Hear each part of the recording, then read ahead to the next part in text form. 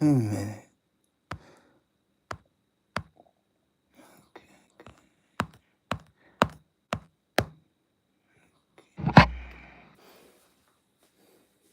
One of the things that we have really defined as a part of this entire study is that a personal brand is not about what you do. It is about who you are. Like, I want to see what it's like to be the mom or the dad or the husband or the wife or the friend. It's like, I want to see you cooking spaghetti, not just flashing your private jet and your fancy car and talking about your course all the time. It's like, I want to see the humanity component of who you are, because that is equally as important in this decision to me than just what you do. Welcome back to the Think Media Podcast. Sean Cannell here, and I'm excited for today's topic, all about personal branding and a groundbreaking new study that actually reveals some actual data and insights of why personal branding matters, why it'll lead to more revenue, more trust, more growth for your social media platforms, your business, and your brand and impact overall. And my guest today is AJ Vaden. Now, if you're just meeting her, she's the CEO and co-founder of Brand Builders Group and one of the world's leading experts in personal brand strategy. And over the last 15 years, she's helped launch and start multiple 7- and 8-figure businesses. Along with her company, Brand Builders Group, AJ has also been featured in Success Magazine, Inc., Fast Company, Entrepreneur, and Good Morning America. And this study actually revealed some super powerful things that we're going to be unpacking today. So buckle your seatbelt, because there's a lot of value coming up. But AJ, welcome to the podcast. Yeah, so happy to be here. I got lots of things to share, so we're going to have to cram it all in. So I'm super pumped to dive into it. I want to just kind of read some things, and I've already been looking at this study. It's super exciting. And one of the things that is true about the study, and of course you'll break it down, but this is a next level validated data, weighted US census that revealed 74% of Americans are more likely to trust someone who has an established personal brand. 67% of Americans are willing to spend more money on products and services from companies of founders whose personal brands align with their own values. And even for bigger companies that are maybe, our audience is a lot of YouTube creators and really like author, speaker, content creator, personal brands, even big corporations are really benefiting from personal branding. And so before we dive into some of your insights and the things that surprised you from this study, what is your definition of personal branding? Yes, well, I'm going to give you a two-part answer to that question because there's my opinion and what our company, Brand Builders Group, defines as a personal brand. But then we also asked that exact same question to our audience. It was over 1,000 Americans who participated in this 6-month process of gathering all of this research. But I would say that a personal brand simply is the digitization and or the monetization of your reputation. And I really do believe that personal brand and reputation are synonymous. They're not all that different. It's just a personal brand is a more proactive, intentional approach of expanding your reputation, whereas the reputation that you have is the more reactive. It just is what it is. It's by default, whereas a personal brand is that proactive effort of saying, this is what I want to be known for, so I'm going to be known for that. But it truly is just a formalization of your reputation in a proactive manner. Now, that's how we would define it. But we asked the exact same question in our study, which is, what is a personal brand? And this was really interesting because a ton of people came back and said it's content creators. Most of the people we asked said they're professional service people, which was not even on our radar. But at the end of the day, if you kind of like consolidate all these different things that Americans said, I think the easiest way to define a personal brand for Americans today is it's simply someone who is recognizable. That's it. Not famous, not an influencer, and I use the bunny ears there on purpose, but it's someone who is simply recognizable. So that could be in your industry, in your own company, in your local area, but it's just someone that is well known.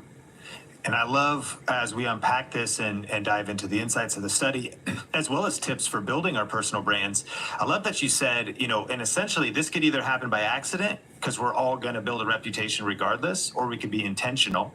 Or also, if we're not intentional, we may not end up getting known, especially as it pertains to growing our businesses into the future of this next decade. I mean, I'm so passionate about personal branding, but you're here with this brand new study. There's so much to unpack. What are some of the insights and data that surprised you?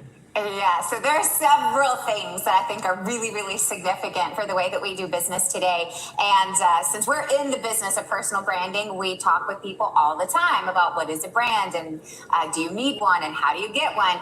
But here's the thing that we get hit up with all the time is that people naturally assume that somehow personal branding is directly correlated to social media. And that's just not true. Social media is a part of how people hear about you and learn about you and learn from you, but that actually has nothing to do with your actual personal brand. And so what we have seen is that for quite a while, people have seen it as more of this thing that you do if you're an online influencer, or it's a vanity project. And what we're seeing now, specifically with Gen Z, who is age 18 to 25, the emerging workforce, it's no longer a thing of popularity and vanity, but they actually declare it a critical and essential part of doing business and how they make decisions. And I think that's the turn of events here, because personal branding has really gone from this thing that maybe authors and speakers and podcasters do to become more well known to, this is a critical and necessary part of doing business today. And some of the statistics that you shared are also ones that we find that are really important. Like 67% of Americans say they are willing to spend more money, not just money, but more money from companies whose founders have personal brands that align with their own personal values. So I'm going to kind of stop there for a second, because we did so many case studies on this very particular topic, because we're talking about more than 2/3 of Americans are going, this is no longer about some company or entity or organization who's just selling me stuff anymore. It's due to a variety of reasons that I'm sure we could go down a deep, dark rabbit hole on that we don't need to go down. People want to know who is behind this company. I want to know what their missions and values are. And if I like them and I align with them, I will buy from you, be loyal to you, and spend more money with you because of the person, not the company. These are, you've already done a fire hose of insights here, but I'm a small town kid and grew up on a farm, 6 acres in Arlington, Washington.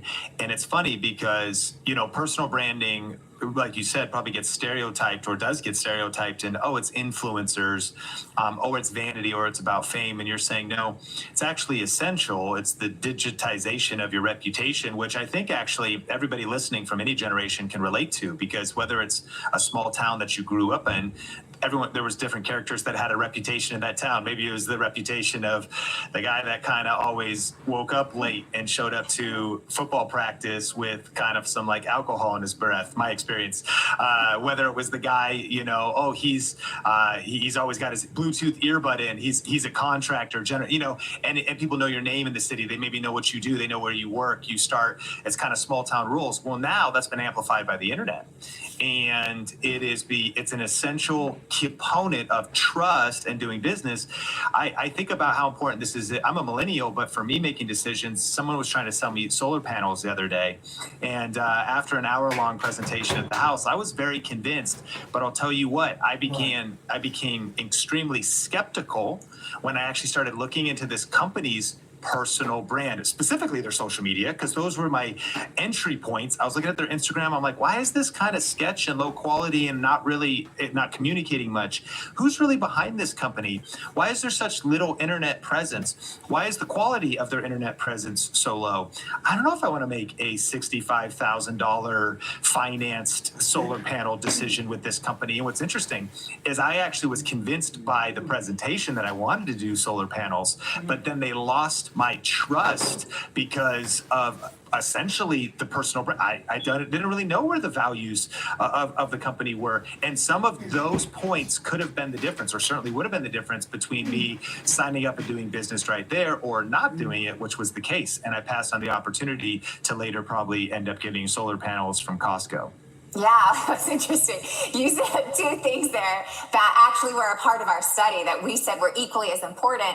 And 69% of older millennials, and I have to pause because if you go and actually download this entire study, we split the millennial age group into older millennials, which are 36 to 44, and then younger millennials, which are really 26 to 33 on purpose, because it's a vastly different, I would just say, socioeconomic, psychographic status in this older millennial, younger millennial. But older millennials, 69% of them said they will check out the online personal brand before they make a purchase decision. And I just want to pause about that because I know so many people, and we'll just pick on professional services just for a second, because we're in professional services, so I can pick on us for a moment. But how many CPAs, doctors, dentists, lawyers just think that's not what they need? It's like I've built my business on word of mouth and referrals, and we're saying, no, you did that with the baby boomers and maybe Gen X, but if you want to stay in business, the future of business, you need to have an online established personal brand because people no longer want to buy just products and services. They expect for you to educate them. They want to learn from you before they buy from you. And I think that's a really huge clarifying point of the importance of a personal brand in general, is that if you're just selling products and services, this emerging consumer buying power in the United States with millennials, which we already own it, but then with Gen Z, they're going, no, I don't want to buy from a company who just sells products and services. I want to be able to be educated and informed, and I want you to teach me stuff before I buy from you. And most of the time, that's going to happen online. And I think that's really important. But then on top of that, we even said when making a purchase decision today, what are the most important factors that you look for before you do that, right? So what are the most important decisions that factor into who you spend money with? And there were tons of them. Now, this is in the context of a personal brand, but we said, is it important to have a book? And does that book need to be a best-selling book or a New York Times best-selling book? Do you need a podcast? What about viral TED Talks? Consulting, speaking, training. There was a whole long list of things. This blew my mind because I was absolutely certain that having a New York Times best-selling book or being a top 50 ranked podcast or having a viral TED Talk would be somewhere near the top of the list. Nope. And let me tell you what, this was so fascinating to me. This was number 10 on the list, and there were 4 things that tied for equal number 10. And Americans said that having a blog, yes, a blog, a self-published book, a traditionally published book, or a New York Times best-selling book carried the exact same weight in how they made purchase decisions.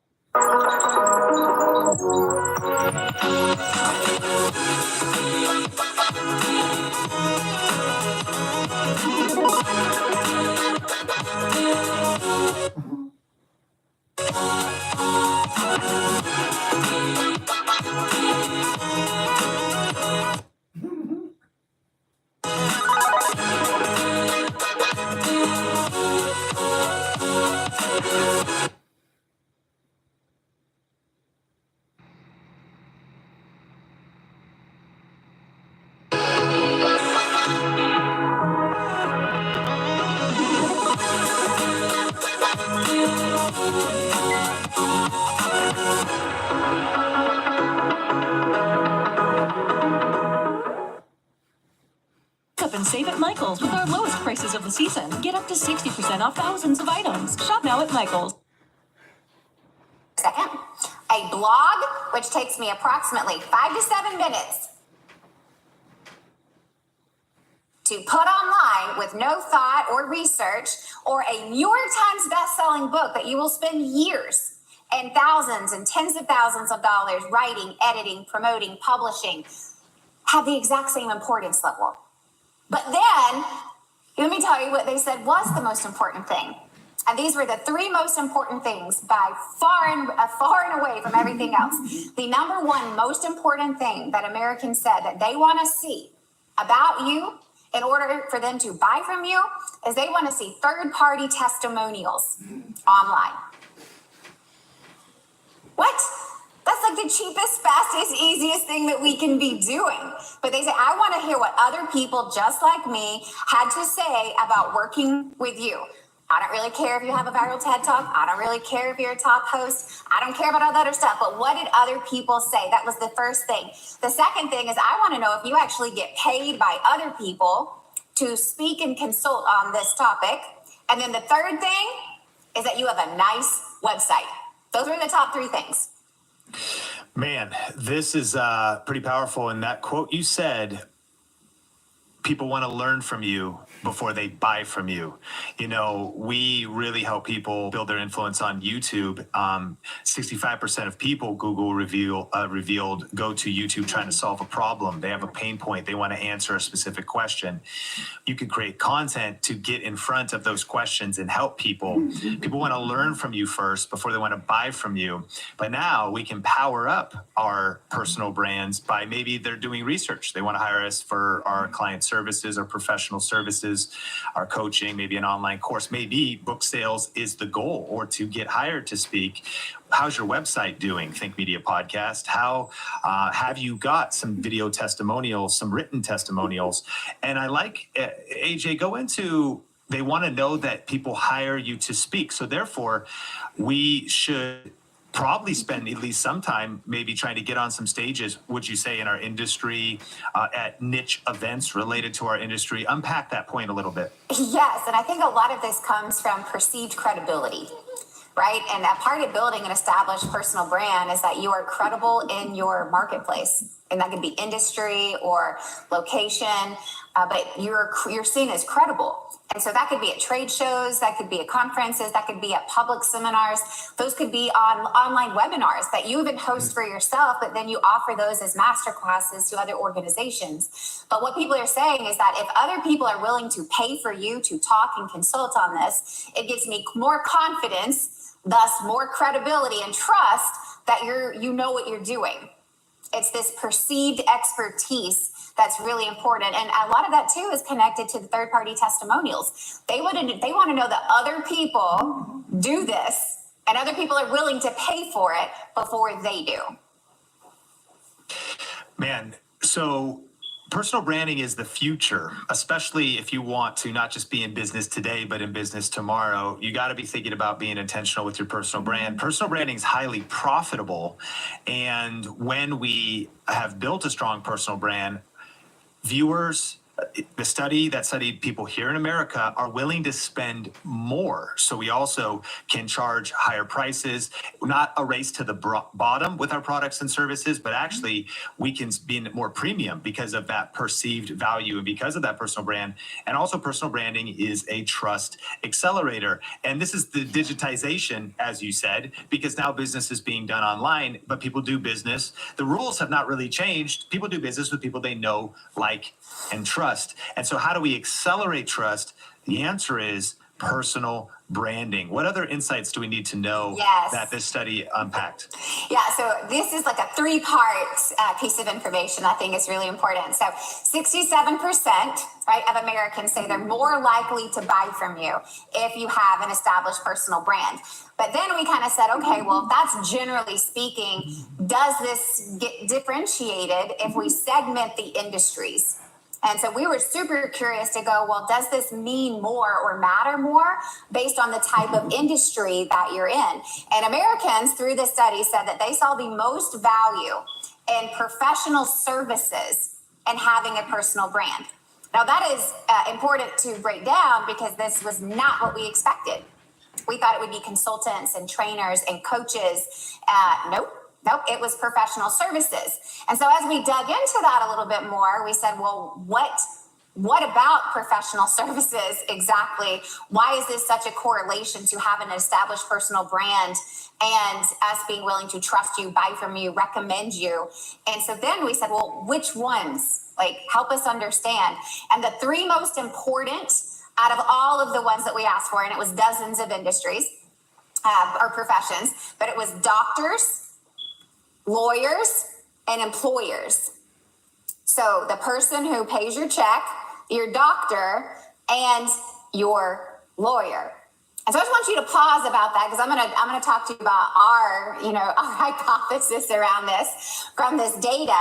And if you just sit there and you think about it for a second and you go, okay, let's hold up just for a moment, because we're on this topic of trust acceleration. And that's really where this, key finding came from, is we're going, actually, the connectedness between having an established personal brand and trust are directly connected with someone's ability to see you, know you, align with you, learn from you way before they buy from you. And then the reason this was so high for doctors and lawyers and employers were for these three reasons. And it's, you better trust your doctor because your life is in their hands. And you better trust your employer because your livelihood is in their hands. And yes, you need to trust your lawyer because your freedom is in their hands. And so what we really saw is that the higher the level of trust that's required, the more established your personal brand has to become. And that is really what we're sitting with here. It's what are you sharing to allow people to go, you know what you're talking about. And so thus I can trust you and I will buy from you. And so doctors, lawyers, and employers, and then financial services, your financial advisor was right underneath that. But this was not at all what we thought when we started out with this study. We thought it was going to be very much this coach or trainer consultant market. And it was like far down the list. And it was the more everyday professions of going, no, I need my doctor to be putting out content and educating me, so I know if this is what I believe in and this is what I align with. And the same thing, employee retention and employee loyalty directly connected to their alignment with the founder, not the company. And so to break this down just one more piece, this was not from our study, but it's a connected piece of the study. The study was done by Source Trends, but Source Trends actually reports that 95% of millennials say that their most credible source of product information are their friends. Now that is fascinating and terrifying at the exact same time. Because I want you to think about like your group of your 10 closest friends, and we're going, these are the most credible people who are influencing our purchase decisions. And it's absurd until you go, but wait, these are the people that you know, like, and trust. They're your friends. Wow. And this next decade, we've been saying it's going to be the best decade in the creator economy and YouTube. That's what the data supports. And what's interesting is, especially doing business online, product purchasing online, purchase decisions online, e-commerce is still less than 20%. By 2022, it's not even supposed to be 20%. It's shocking, because I always ask people, how many percentage of people do you think are shopping online versus in physical stores? And people say 9 out of 10, 75%, 65%, because they go, I buy everything online. AJ, you probably have Amazon boxes coming to your house every day. Rory's got 5 books on the porch probably every day. That's just like me. And so stuff's like continuing. But across America, that is not necessarily the reality. If you're listening to this podcast, you're probably in a very forward-thinking, kind of a progressive mindset. In terms of that, what does that mean, though? That as more people start to come online, as more people are looking for data, people they can trust to give them quality information about products they want to purchase. The way I originally built financial freedom was that I built a 6-figure income reviewing tech on YouTube. And so I want our community to hear, this is so real, and your positioning of a powerful personal brand and building up that trust is the unlock to you really being financially successful in this next decade. I really believe that if you actually are having trouble with course sales, with your even YouTube videos converting, with whatever's converting, it might not be a strategy, tactics, problem. It might not be a click-through rate on your thumbnail problem. Sure, you need to get more viewership, but the trouble really could be is it might be a trust problem. What are you doing intentionally to build a strong personal brand, to communicate your values, to build a bond? Because to the degree that people trust you, personal branding, those with that strong trust factor, they're willing to spend more money on products and services. And they're also just looking for someone they may not trust the brand website. They may not trust even reviews or whatever it is. They're looking for, quote unquote, the influencers, the YouTuber, the Instagram person who they can learn from first and then potentially buy from. That's not just your products. That could be affiliate marketing that you're doing. AJ, what do you think? Yeah, I think it's really important. And there's something that you said in there that made me think about one of the data points that we dug into that I think is really relevant to this conversation. And it's that 53% of millennials say that individuals who promote content and ideas are more influential in purchase decisions than those who just promote products and services. And so I just want to pause about that for a second. And I would like to say that I think most people's biggest problems online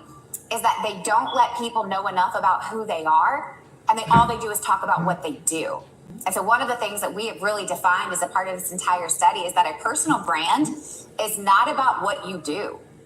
It is about who you are as a human being. And so often I think we get stuck in, okay, I've got to be like talking content-wise only about these products and services that I'm connected to. And what Americans are saying, it's like, no, I also want to see your humanity. Like, I want to see what it's like to be the mom or the dad or the husband or the wife or the friend. It's like, I want to see you cooking spaghetti, not just flashing your private jet and your fancy car and talking about your course all the time. It's like, I want to see the humanity component of who you are, because that is equally as important in this decision to me than just what you do. And so it's how are we combining both of those things into helping people fall in love with who we are, not just the stuff that we do. That's incredibly powerful. And I also think that those who have, because there's so many different monetization methods, and you teach that in all your training too, you find the best vehicles, the paids. And if you haven't checked out, we have a couple past episodes with AJ's husband, Rory Vaden. AJ's husband. Rory Vaden, on personal branding and on our title formulas episode. So definitely make sure to check that out in the description down below. But when you're diving into the paids, I think about those who build a real movement. They build a real super fan base. And maybe their method of earning income is maybe merch. It's people who really want to know and support and wear their logo. That doesn't happen just by accident. It's not really just graphic design ability that is where that magic is unlocked. It's exactly what you said. People are buying into the person. They're having that affinity to the person. And it's not just what they do, but it's also who they are. And we're talking values here. And one of the things that you guys have is the brand DNA Helix.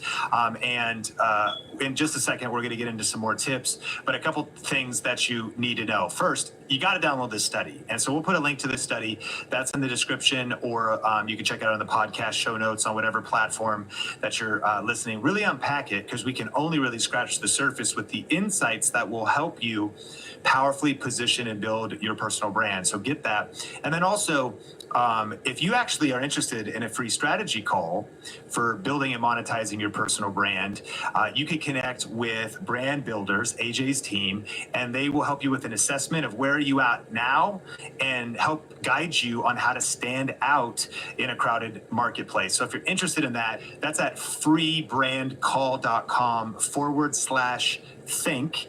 And we, of course, will put that in the show notes as well and tell you a little bit more about that later. But AJ, help us unpack our values. And for those saying, I don't know, do I just go into story time? I mean, if I want to add value in a video, do I just tell my life story? How can I incorporate who I am more? And what are maybe even some tactics I could apply across social media and in my YouTube videos to build that bridge and that bond in my content?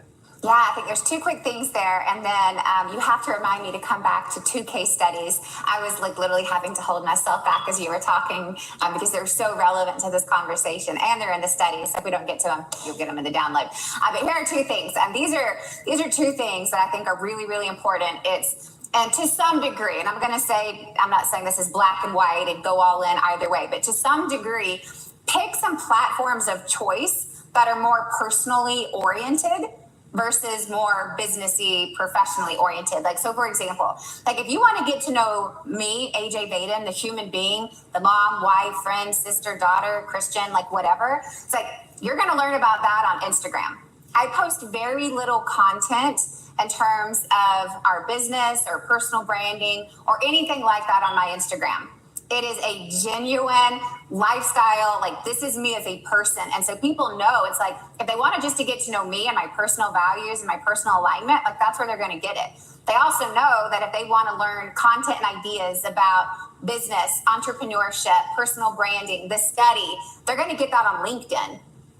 And so it's like I very much intentionally created some division of how I source my profiles to create this opportunity for me to go all in on business and then all in on personal, to create that more unique, loyal following. And I've also found that most of my people follow me on both because they want both from me, but some want more of the business and less of the personal, and others are vice versa. So it's choose the platforms in which, and not just looking at your data, it's getting into your data and going, what posts get the most engagement? What post gets the most reach? And on Instagram, I will post something about this study, and then I will post a picture of me practicing t-ball with my two toddlers, and it's 100 times the engagement. And so you got to just know your audience on each of these platforms, which means you got to be into the data. That's the first thing. The second thing, with every single thing that you talk about with your business, you have to train yourself to speak through the lens of you as a person before you do it as you as a business. And so one of the practices that we do is that we have our avatar, right? Like this, we have a very specific person we know, and in my case, her name, her age, her psychographics, what her needs are, her wants, her desires, her limiting beliefs, where she lives, what her economic status is, what kind of job she has. And I know who my ideal client is. And before I start talking about our business or doing a podcast interview, I've got her in mind. And it's like I'm speaking to this person, and I know this person because I relate to him because that's who I used to be. And so it's speaking from this personal state of I know who this is because this was me. And then it's easier to talk about my own failures and my own shortcomings and my own successes. It's both. I talk a ton about me as a working mom, but that's not my identity. That's just a part of what I do. Like being a mom or being a CEO is not who I am. Those are titles and those are things that I do. And so it's like, how do you weave all of these components in to be a part of the business and being really clear on what those missions and values are and actually sharing those with the public because it actually means something. And I think, I'm going to share this really quick. I think Elon Musk is a great example of this, right? And I'm not going to say I am one way or the other. I'm just using this as a case study. But he's got a cult-like following for people who are super innovative and super into technology, right? And this is the power of a personal brand at play when it comes to connecting who you are with, in this case, currencies. Right. And so if you guys are into, the cryptocurrency world, specifically Bitcoin, then there are trends all over that literally follow Elon Musk's tweets and watch how the market goes up and down based on his tweets.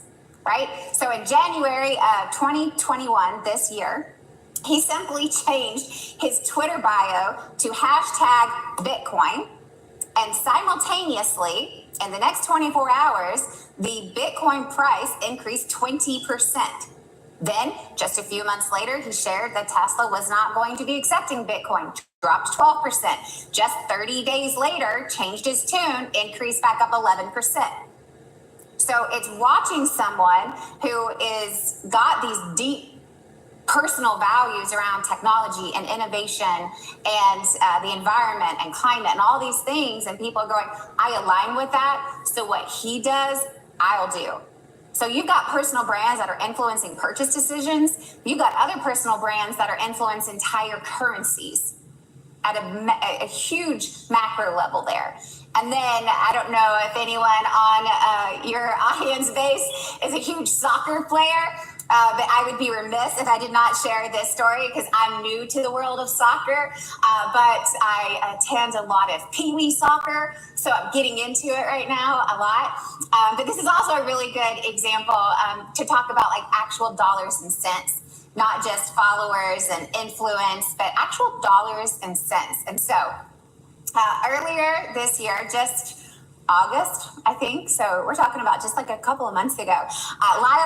Leo Messi, right, made this very unexpected announcement that he was leaving FCB, Barcelona Soccer Club, and he was going to be moving over to PSG, Paris Saint-Germain. Right.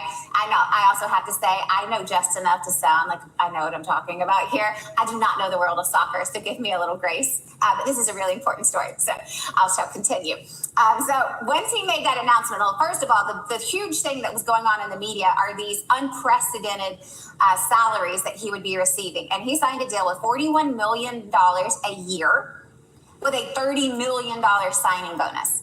That is unprecedented. I've never heard of, never happened before, ever, for one player and a club that isn't maybe quite at the top of their game. And so then the question was, why would they do this? And will they get a return on their investment?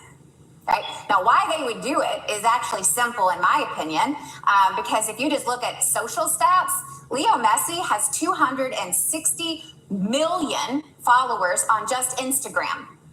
Do you know how much the PSG club has? 38 million.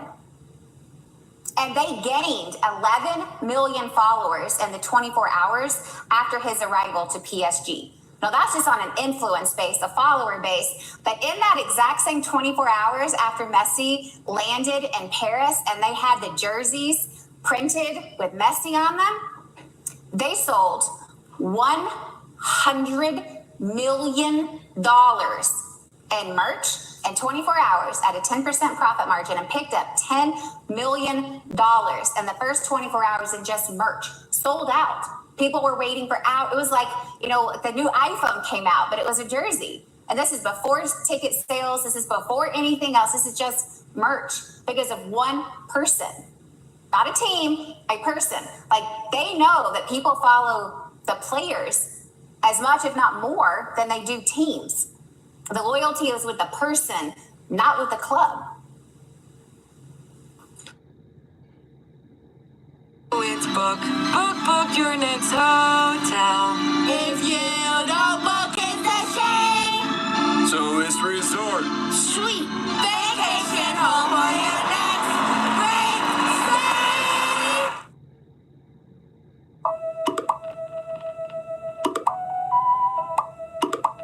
The fact that this Reese's ad showed up at this exact moment proves that your devices are listening to your stomach. Wow.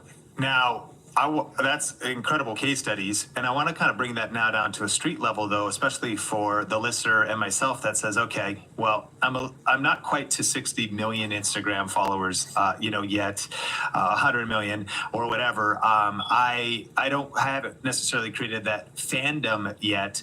And so kind of stepping into how do we start leveling up our personal brand? What are some of the first steps and actions, and how do we maybe pull that down? Because of course, it's a perfect illustration of what we might want to have happen on a smaller level, right? And so what are some practical first steps now to put this information into practice? And maybe some of the biggest mistakes we could be making by not using social media at all, using social media wrong, not having a website. I mean, there's a lot. Obviously, people should definitely reach out to you because this is a whole journey, but give us some first steps. Yeah, so I would say the first step is, and this is, I don't care if you have an established personal brand or you don't even know what one is, even after this interview. The first thing is you have to know, what problem do you solve? Like, for the world, for your audience, for one person, but what problem do you solve?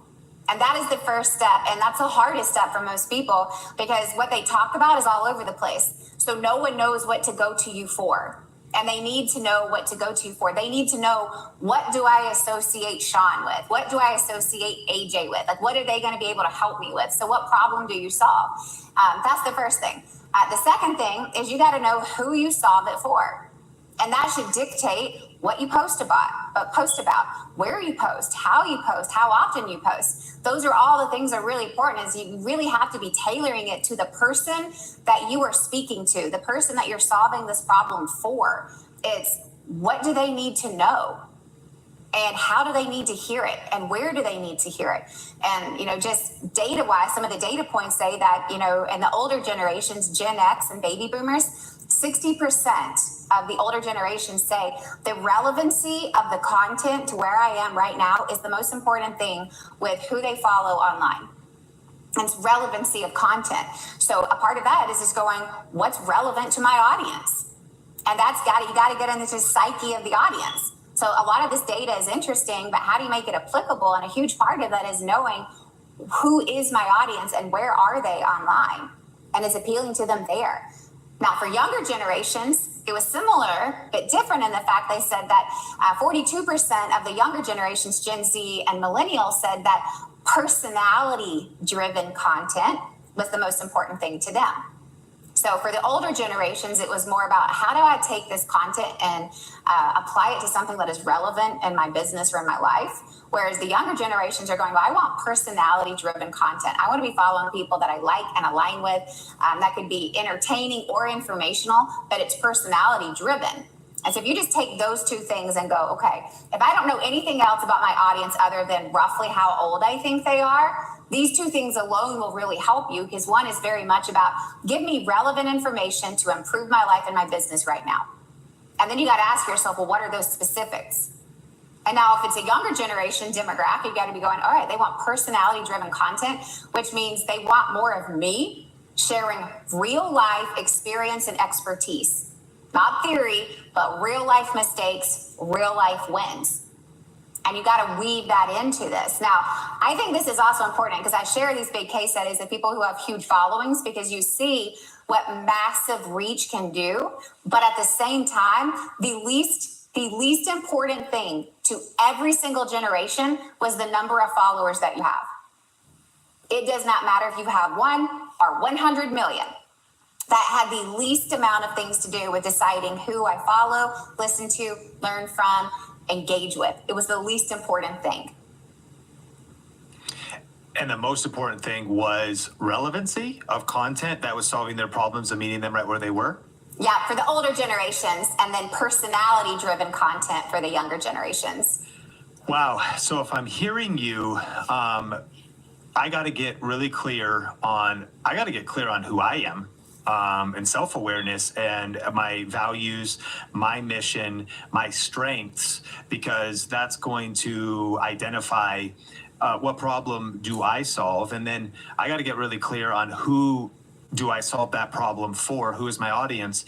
And if you're on the Think Media podcast, you've heard that before, but I want to challenge you to take a breath and really assume that you don't know number two. I'll be honest with you, we're 10 years into this. We're on our way past 2 million subscribers. We're building an 8-figure business or have built an 8-figure business. And we are asking that number two every day, and shocked and stunned by how little we actually know of our audience. Now, clearly, we have made it where we are because we've gone through the initial steps of that, but we're about to do an entire audience survey. We're realizing that over time, there can be almost like mission drift or vision drift, or essentially alignment with your audience drift, just because you can become out of touch. If you ever thought about that, I used to like that person, but they're kind of out of touch now. So we are aware that we're diving deep. What are our core audience avatars, psychographics? What are they thinking about? What keeps them up at night? What are their problems? What are their ambitions? And as far as some action items on today's podcast, what are the most relevant topics you could be talking about? You know, on YouTube, before you have a good title or a good thumbnail or even good content, you got to be talking about the right topics. You got to be talking about the right things.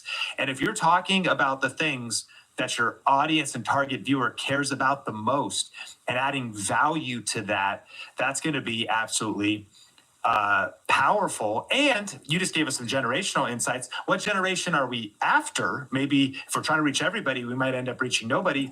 But as far as a little bit older generations, the value piece, the relevancy, younger generations, are you weaving enough personality into your content? Maybe you have been so about just business and adding value that you haven't realized to build a bridge with the next generation. They need to know what you care about. They need to know about your poodle. They want to know you're into, Back to the Future, or that you're into soccer, or those nuances. You're a sports fan. You're a sci-fi reader and fantasy fiction reader, or whatever it is. All these nuances and bridge building things. And so there's a lot of details that we could be focusing on to level up our personal brand. AJ, I'm curious for you. Of course, freebrandcall.com/think, because there's nothing more powerful than people being able to get on the phone with your team, because this is so nuanced. And so that one-on-one coaching, Think Media Podcast, if you want to jump on a discovery call, use that link. And of course, that's in the show notes. But AJ, if you were to give me literally, what should I do next? I'm going to take the next 30 minutes after listening to this podcast, and I'm going to do an audit, especially maybe my online platforms. And here's the character. I am pretty clear on the kind of content, my niche, who I'm helping. And I am pretty clear on what problem I solve. I could be a business owner or a service provider. I already know I'm doing real estate. I already know I'm a CPA.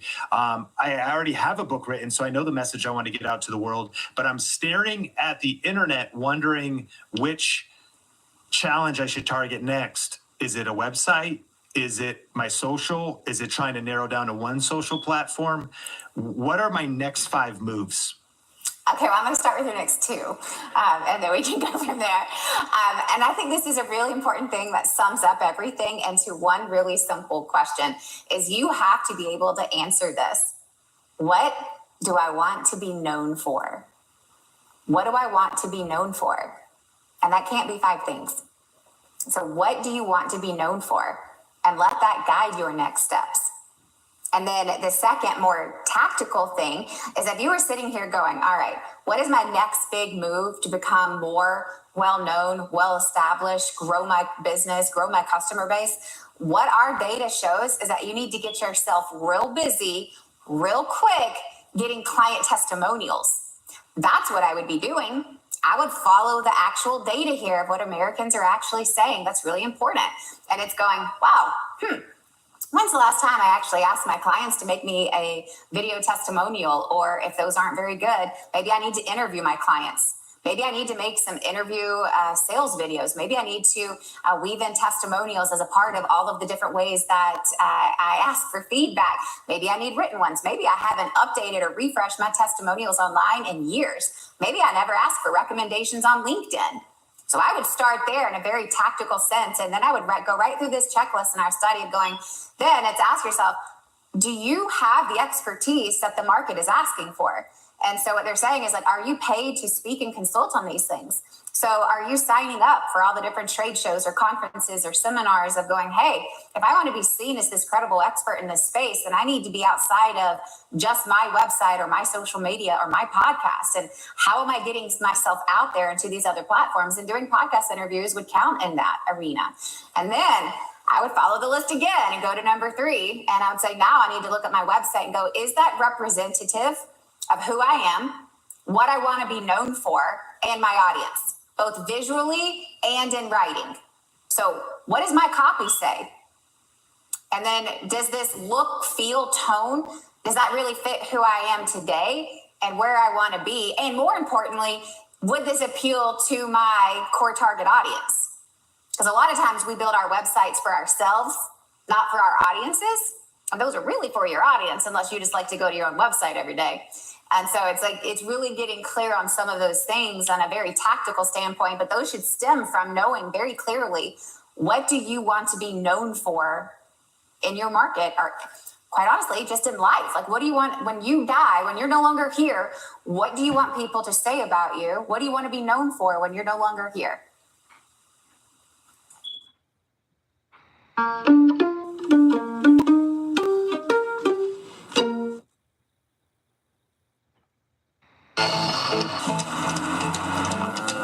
first ever Nissan Rogue Rock Creek. Powerful questions. A couple action items, Think Media podcast, that I think we can really apply from this podcast is take some time, even right now, before you jump to the next thing, and reflect on those questions. What do you need? What do you want to be known for?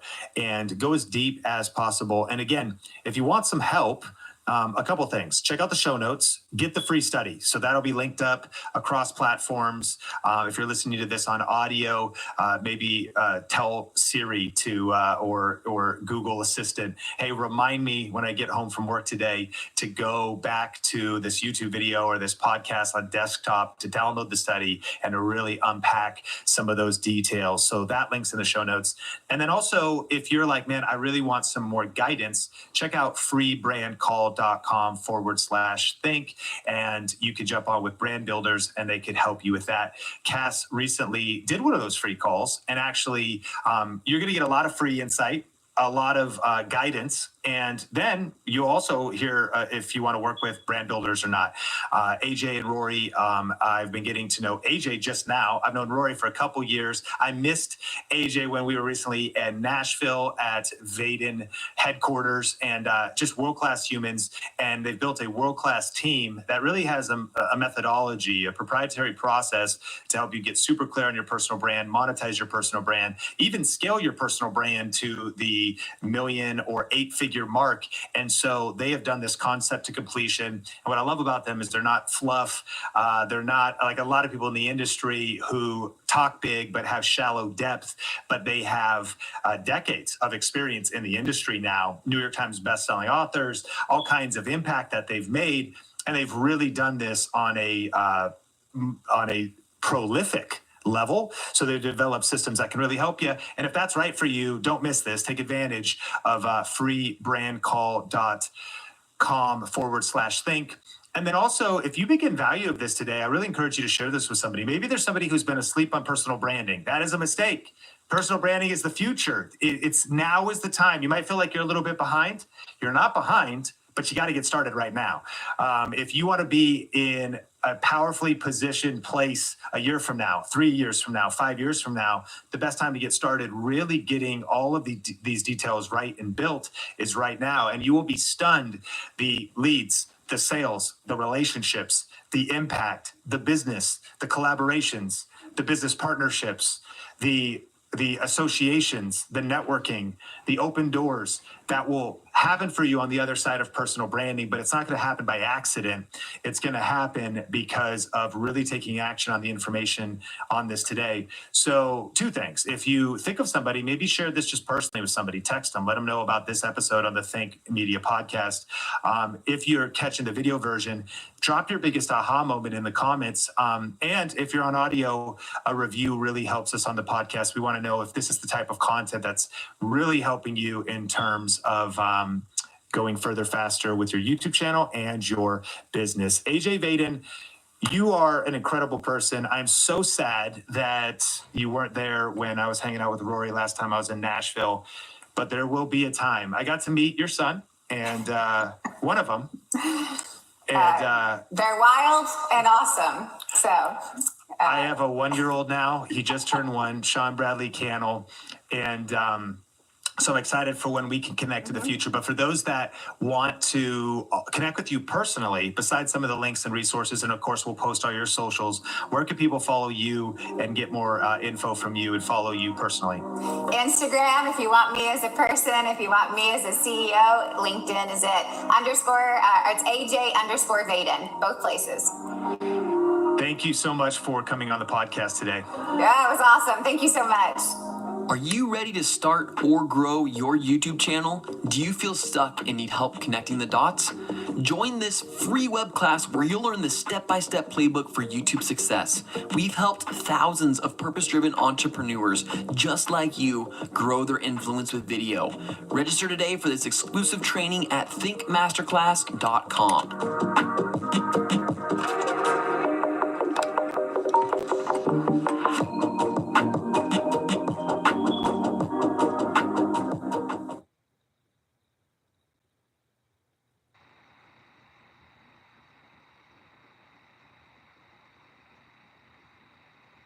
告诉我题。 Maybe you just need a Snickers pecan. Elevate your space with up to 60 days of fragrance with Glade Max Control. Adjustable scent for any size room. SC Johnson. Companies are media companies. They just don't know it yet. So the old days of you making commercials and trying to gain influence and persuade people and making impact on their purchasing and the decisions that they make, it seems to be almost over. So you might as well start to learn how to create content in a way that you can speak directly to your audience. Welcome back to the Think Media Podcast. I'm so fired up for today's episode where we're going to be talking about how to grow your YouTube channel, YouTube Shorts, and learning from Chris Do. Now, if you're just meeting Chris, he's an Emmy award-winning designer, director, CEO, and chief strategist of Blind, and the founder of The Future. I mean, we're talking over 1.5 million subscribers on YouTube, 12 million views a month on their channel right now, uploading videos daily, but also just a real businessman, a real entrepreneur, a real creative entrepreneur that has wisdom from every stage of the journey, building a company, building social media influence, helping and impacting people, coaching people. And I'm super honored to have Chris on the show today. Chris, how's it going? It's going great, Sean. And this is a long time coming. I think we've been chasing each other on the table, trying to play tag. The day is finally here. It is, and I am super pumped to have you on the podcast today, and grateful for the impact that you're making in the world. What you do is really powerful, and The Future specifically is such a powerful brand, business, YouTube channel. It's a lot more than a YouTube channel. If people are just hearing about that, paint the picture of what you guys do on YouTube, but maybe start with like the vision of the company itself and what you guys are up to. Sure, thanks for teeing that up. Our mission is very clear, which is to teach 1 billion people how to make a living doing what they love. And this is really critical to me because I now identify myself more as a teacher, and the entrepreneurship is just kind of the icing on the cake. I'm really trying to make a difference in the world. I taught at Art Center for 15 years, teaching sequential design, graphic design, motion graphics, and directing. But the problem with that is, as much as I love that experience, it wasn't scalable, and it was very limited to people who could afford to go to this school, to live in Los Angeles, and that meant a very small group of people. So I had this hypothesis: could we teach this same stuff virtually at scale, one to many? And it took a little while to find the rhythm, to kind of understand how you teach online. And I just want to tip my hat to you, watching some of your videos, figuring out like, God, this guy's smooth. He is so smooth on camera and he delivers so succinctly.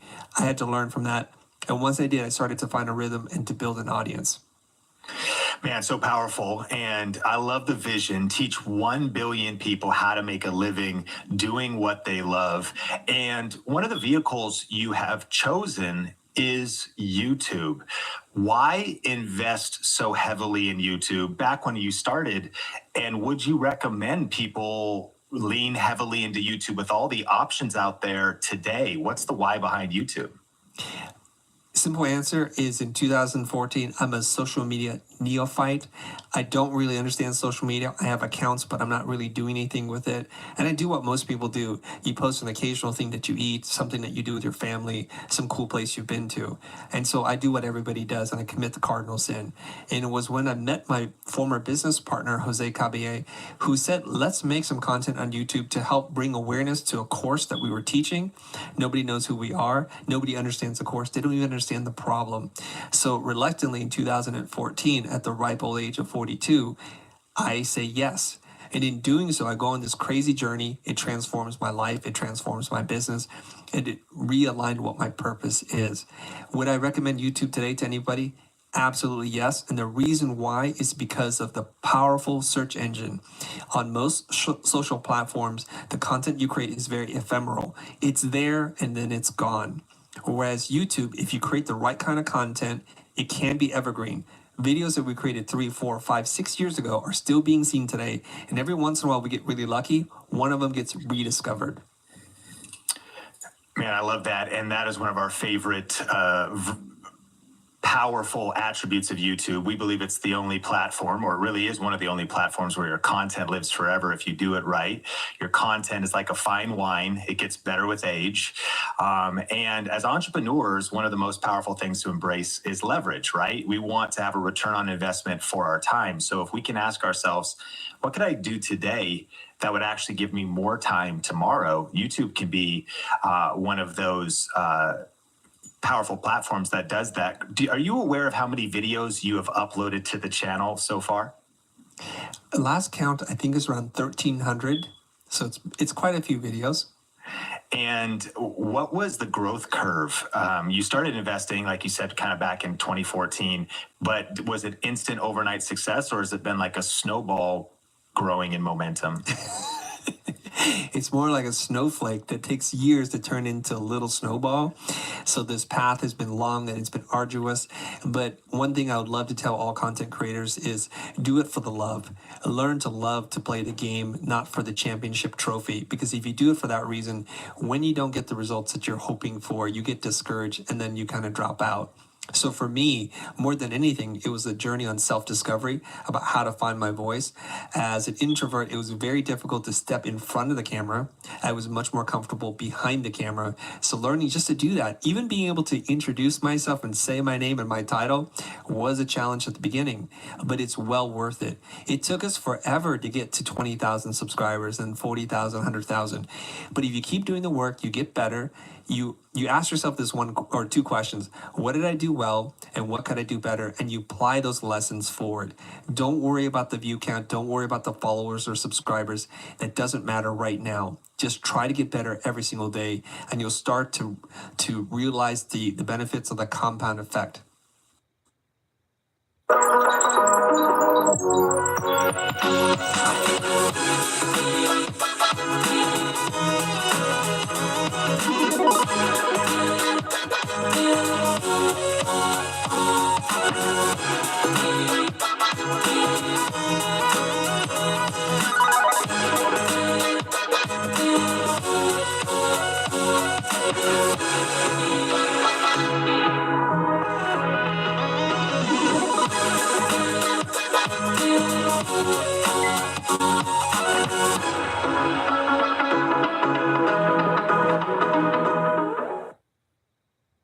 This is the story of every flight to every place you'll ever have to take ever.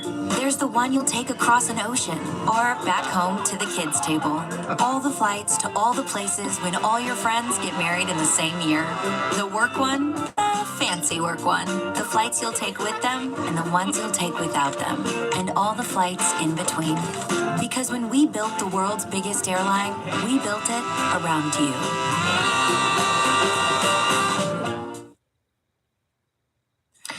What did I do well? What could I do better? Speaking of that question, looking back now, what are some things that you wish you knew when first starting? This is maybe an invitation to share some of your tips for creating content or just practical YouTube tips that you've learned in the journey.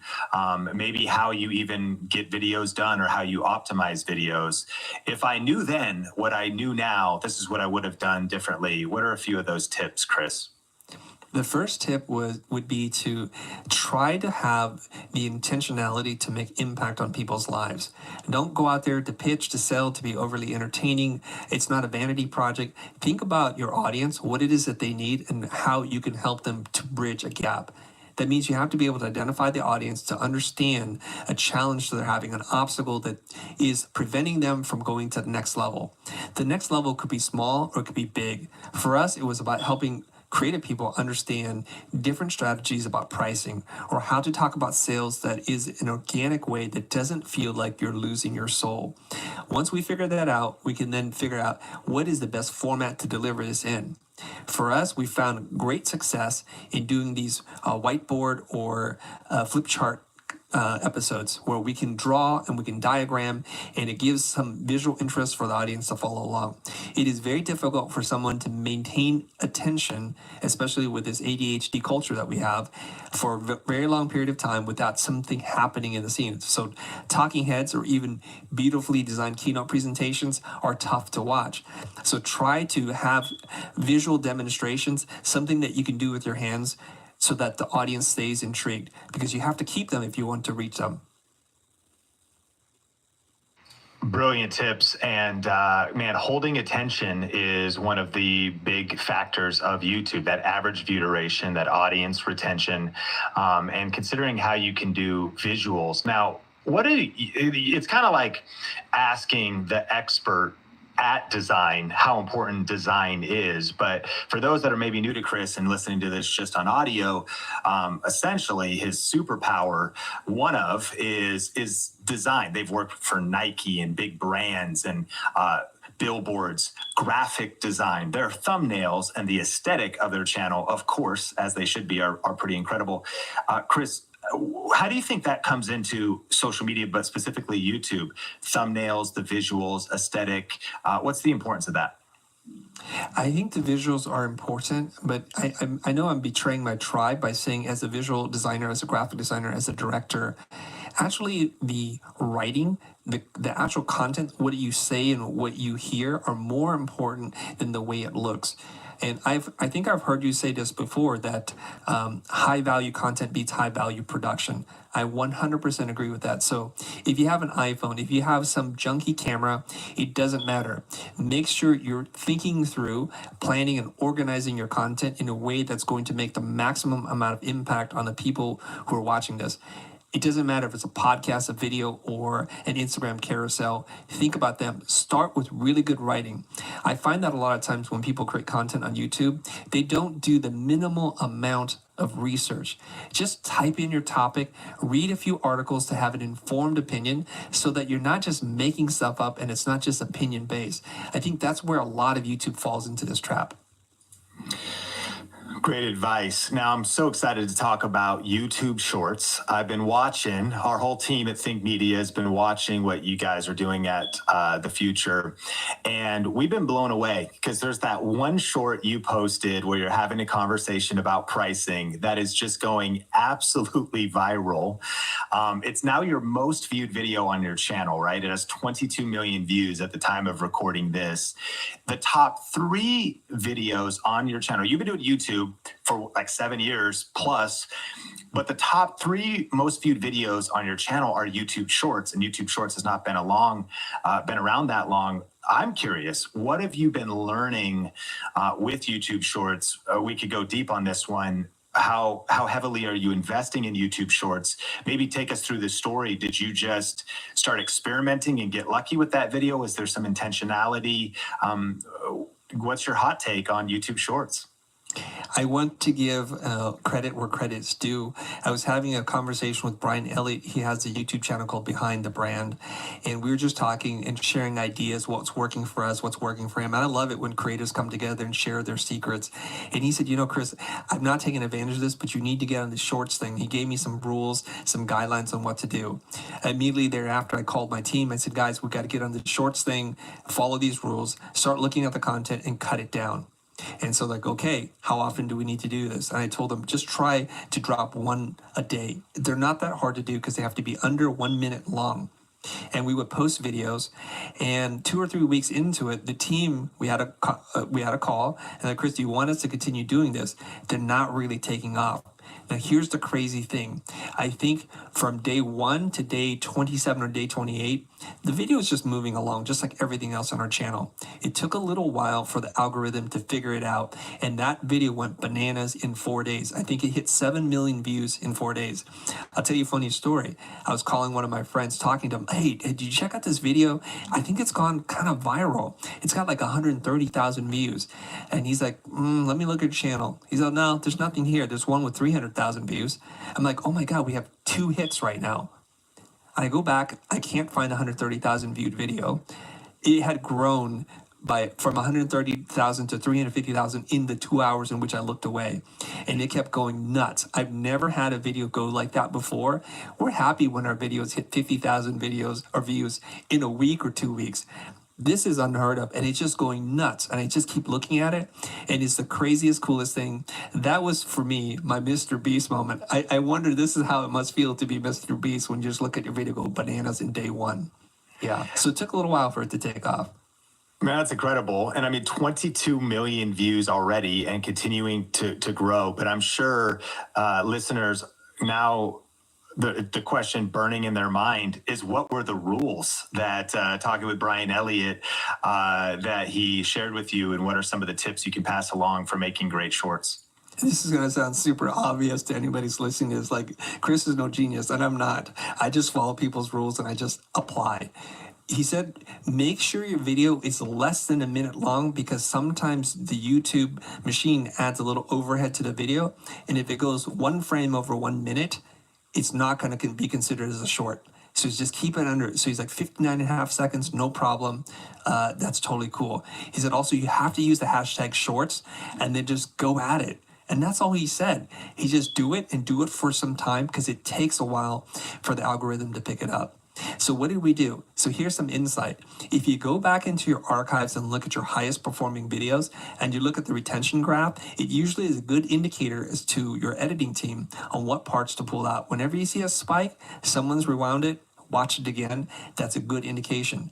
But like many things, if you just take your hits and you make little hits out of it, there's a good chance that one of them is going to catch like fire. A couple other things I noticed about the videos that have performed really well. Usually it's me saying something a little controversial that goes against conventional wisdom. I'm going to challenge a sacred cow to get people to turn their head. And it's emotional, and people are really angry sometimes at our shorts. They see this, and they're not saying very nice things. The trolls do come out, and it's actually really fun for me to read. So if you can touch a nerve and say something that challenges people's the way that they see the world, there's a good chance they're going to tune into it. Wow, that's brilliant. We like to talk about having a polarizing point of view, not just to pick a fight for picking a fight's sake, but when it's a true conviction, getting people to stop. I like that you said that. It's like trying to get people to stop the scroll, hang on that video. And you've continued now to post shorts. Do you have a current content schedule or rhythm, or are you trying to, is it set in stone, or at least written down on paper or in Slack or Basecamp or somewhere, that you're posting a couple full-length videos a week? Are you trying to do 7 shorts a week? What's your current rhythm? The current rhythm is we're going to drop 5 shorts a week. We generally release them at 7 a.m. Pacific Daylight Time, Monday through Friday. Every once in a while, I'm experimenting with dropping one on the weekend, because we have a huge catalog of shorts to drop. So I'm just trying to figure out the right cadence. We will drop 2 longer. When I say longer, it's like 5 minutes, 10 minutes long episodes on Tuesdays and Thursdays at 7 a.m. So when we do that, the shorts get bumped down to 9 a.m. And as far as I can tell, there is no penalty on how many shorts you can drop. So right now we're going all in on the shorts. It's helping our channel to grow in subs, in views, in time watched, and also in revenue. It's very important to us. Let me put this in perspective. When I look at our subscriber graph, prior to using shorts, prior to any of this stuff happening, we're getting on average about 300 to 400 subs a day, which, you know, a couple of years ago, I would be kicking and screaming saying, this is freaking amazing. I'm so happy about this. But when the shorts hit, our subs grew by 1,500%. So we went from 300-400 subs a day to thousands of subs a day. At one point, I think we're hitting 6,000 or 7,000 subs a day and holding that over multiple days. So we're starting to smash past all of our sub goals for the year. That is absolutely unreal. So you would say, is there any scenario where you would tell a listener to not be at least considering shorts right now? And what would you tell somebody who's on the fence? Like, will it offend my current viewers? It's so different. These don't have thumbnails. They don't need thumbnails. You're a design guy. And I like that you said earlier, kind of like practicality over, the look of things, because it sort of messes up the channel aesthetic on desktop. What would your advice be for people leaning into shorts when there's some hesitation there? I think like many things, give something a try and then reserve judgment for 30 or 45 days just to see. Don't let fear be the thing that decides what you're going to do. And ultimately, you have to ask yourself, what matters more to me? To reach more people, to be able to gain an influence and to develop some authority over what it is that I do, or to have the best design, best thumbnail channel that nobody's ever heard of.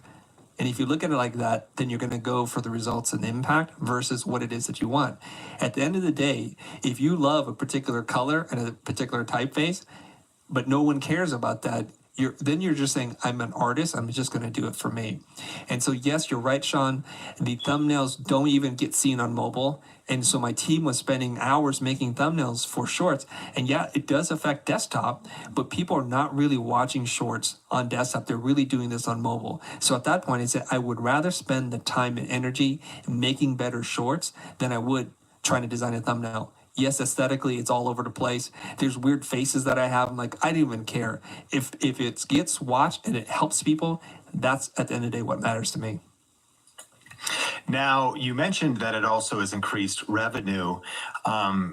Where does YouTube Shorts revenue come from? For us, certainly if it's viewed on desktop, there's desktop ads that can play. But on Shorts, are you familiar? And I don't know if I'm updated yet on if video ads play there, or if YouTube premium members, you get a little bit of that revenue. Are you able to track that revenue? We are. Because of the length of the short and how ads are working, you don't expect to make a lot of money or for any money at all. So that 22 million viewed video, I think we made a couple $100 on it, not a lot. But what it's doing is it's bringing in a whole new audience that has no idea who we are, and they start to dig into the content. And that's really where we see the increase in revenue. So our CPM for our channel, I think, is around $30 per 1,000 views. And so on a regular month, we can expect to do anywhere between $9,000 to $12,000 in Google AdSense revenue. When the shorts started to hit and our channel started to spike, we got as high as $23,000 for a month. Of course, we can't maintain that, but if we keep at that trajectory, we're basically doubling our revenue. Wow, there you go. So I think you just hit a real powerful unlock point there. And it's the kind of entourage effect, the synergy of posting these shorts. You have some long form content. You've also, of course, built out a whole business model.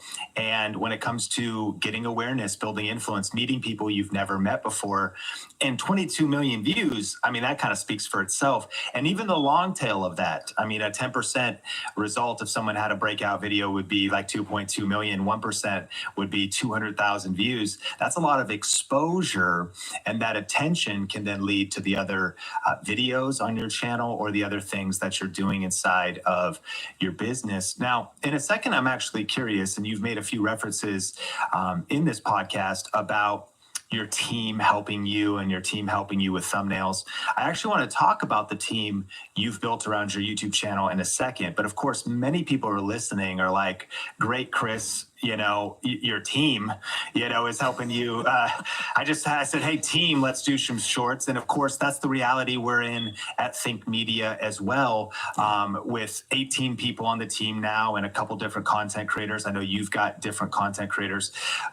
You know, personally, though, I started shooting videos in my bedroom. I started editing, wearing all the hats myself. That's my journey, and going through every stage of having a side hustle season where I had other jobs and careers, having the solopreneur season where I'm trying to build the business just by myself. And now we're in the scale season where, of course, there's others on the Think Media team helping. Chris, before we talk about the team aspect, what advice would you give for the solopreneur in terms of getting content done, leaning into YouTube, while maybe, especially in your tribe, having to do the client work, do the freelance work, go in and clock in for their creative director job or whatever it is, and do this stuff on the side? What are some of your tips? Okay, tip number one is to try to figure out a cadence that works for you. This should not add additional stress for you? And if it does, you have to rethink why you want to do something like this, because that means that you're looking at the reward, and this is now not a labor of love, it's just labor. And if you approach it with that mindset, and if the cadence is killing you, you're going to get stressed out and you're not going to perform your best. So in the very beginning, our release schedule was probably 2 episodes a month, and it wasn't anything that we had to go all in on. You want to just put in the time to practice, to be able to be comfortable on camera. It is a weird thing, Sean. I know you know this, but looking into a piece of glass is the weirdest thing ever. That's not a human. There's no emotion. He doesn't laugh at you. He doesn't lean in. You just speak to something and there's zero feedback, and it makes you feel really dysregulated. It takes some time to be able to overcome the awkwardness of speaking to yourself. In normal circles, people who talk to themselves are considered a little crazy. You have a few screws loose. So just put in that time and don't worry too much about trying to hit any particular metric. So when you're inspired, jot down some ideas. Keep a notebook of ideas so that when you're ready to make those 2 episodes, you kind of have something to draw on, and it's not just a blank slate where you're sitting there asking yourself, what am I going to do today? Here's another tip I would give to you. You got to find something that people really care about. So there's the things you care about, but maybe you're a very unique person and no one actually is looking for that. So it's good for you to start reading and participating in other people's communities. It could be on YouTube. It could be on LinkedIn, Instagram, or Twitter. Find something that stirs people's emotions and see if someone has answered it in a way that's satisfactory. And if they haven't, that's an opportunity for you. Again, you're looking for those gaps in the marketplace, or maybe you have an idea to do it differently, a new and novel way of conveying the same information. Well, that's your opportunity there. So if you have limited time, make sure you spend it towards something that people actually care about and need to know the answer to. That's amazing. Find that cadence. Heather Torres on the Think Media team says it's your race, your pace, and we don't all have the same extra time in the week. I mean, some of our jobs demand 40, 50, 60 hours, depending on what it is, maybe some overtime, salaried positions that have a lot of very intense seasons, or maybe you can budget more time per week. What's that cadence so that you can experiment with YouTube Shorts, so that you can stay consistent with 1 upload a week or whatever it is? But of course, the goal of what we would recommend is that you start to figure out how to generate revenue from your side hustle so it can become your main hustle, and then eventually that you don't do this alone. Maybe eventually you get help with video editing. You maybe get a personal assistant or somebody that could take other things off your calendar, off your to-do list, so that you can focus on what you do best and scale your content. The future is uploading over this last month a video a day when you add all the videos together. So that's an intense schedule. And Chris, I'm curious, how do you have the team set up around your YouTube channel now? What roles and how many people are working on the channel? And if you could, maybe walk us through the seasons, because there's maybe today, but what was maybe that initial team when things started to, kind of the 1.0 version? I mean, you guys are at scale, or you're 0 to 100 now, like you're a video a day, the quality of the content, obviously the results you're getting. When I checked, around 12 million views in the last month, which is just crazy results. So talk about the seasons of team and what specific roles you've put in place. Sure. I forget exactly how many people work for us right now. Maybe there's like 15 people or 14. I don't know. But the content team is actually a lot thinner than it seems, because there's a whole nother side to our company where we're authoring courses and doing marketing. So I think right now we have 3 full-time editors / producers who work on the channel itself. And we're running 2 YouTube channels. There's yet another YouTube channel that we're running. And between the 3 editors, they're editing content that mostly I've recorded, or perhaps Ben Burns or Greg Gunn, who might record an episode or 2. They're more sporadic creators where I'm the consistent person pumping out the content. And so that's the team that's dedicated towards our YouTube channel effort. So it's about 3 or 4 people. Now, did we always have this? Of course not. It began with just mostly me and Jose. This is like our, what we'll call the year 1, or our rookie season. And it was just us writing the content ourselves, doing the keynote. At this point, I have a production company that makes commercials, so I'm just using the equipment and the team that we already have. So I'm borrowing from Peter to pay Paul kind of thing. So it didn't cost us anything really extra, but we use the space and the cameras and equipment. And so that's how we're able to subsidize the launch of the future. Many of you guys may be in a similar position where you're a professional videographer, or maybe you're a sound recorder, something like that. So you're going to borrow some of the tools you already have, so you're not building this up from scratch and making a huge financial investment up front. And as we continue to become successful, we started out bringing on a volunteer, somebody who really didn't have a lot of skills and wanted to learn how to create content, how to shoot, how to edit. They're passionate. The first guy we had, his major was in finance. And so then he wanted to become a cinematographer. And so he looked at like, hey, this is a great exchange in value. I'll give you my labor. I need to learn. I need to up my game. And so we began with some volunteers, quickly moved them into paying positions, and the team starts to grow. The first person you probably want to hire or to bring on your team is someone to do the editing. Editing can take a really long time, and it takes a person to understand your tone, your style, and what's important in the content, not just technically, here's how you make an edit. Yeah, and what you said at that last part was gold. You said it takes a person that understands your style, your tone, and the nuance of editing. It's maybe not enough to just be able to edit a video. We call them shredders if they can sometimes help be a shooter, an editor, and a producer. I'm curious, out of the three helping now, if you were to give them one of your workshops or lectures, it's 60 minutes long, you're teaching on a whiteboard, without any direction, would they pull out the best 5 minutes here, the best 12 minutes there, and think about the hook, the angle, the title? Or is there a synergy where there is somebody that's kind of speaking into that and then they're executing on the edits? That is a real art form. And so I'm just kind of curious about, do you coach and mentor in that? Is somebody overseeing, and are you pointing people to parts, or are they pulling those parts out on their own and doing every step in the YouTube process? They're doing most of the heavy lifting.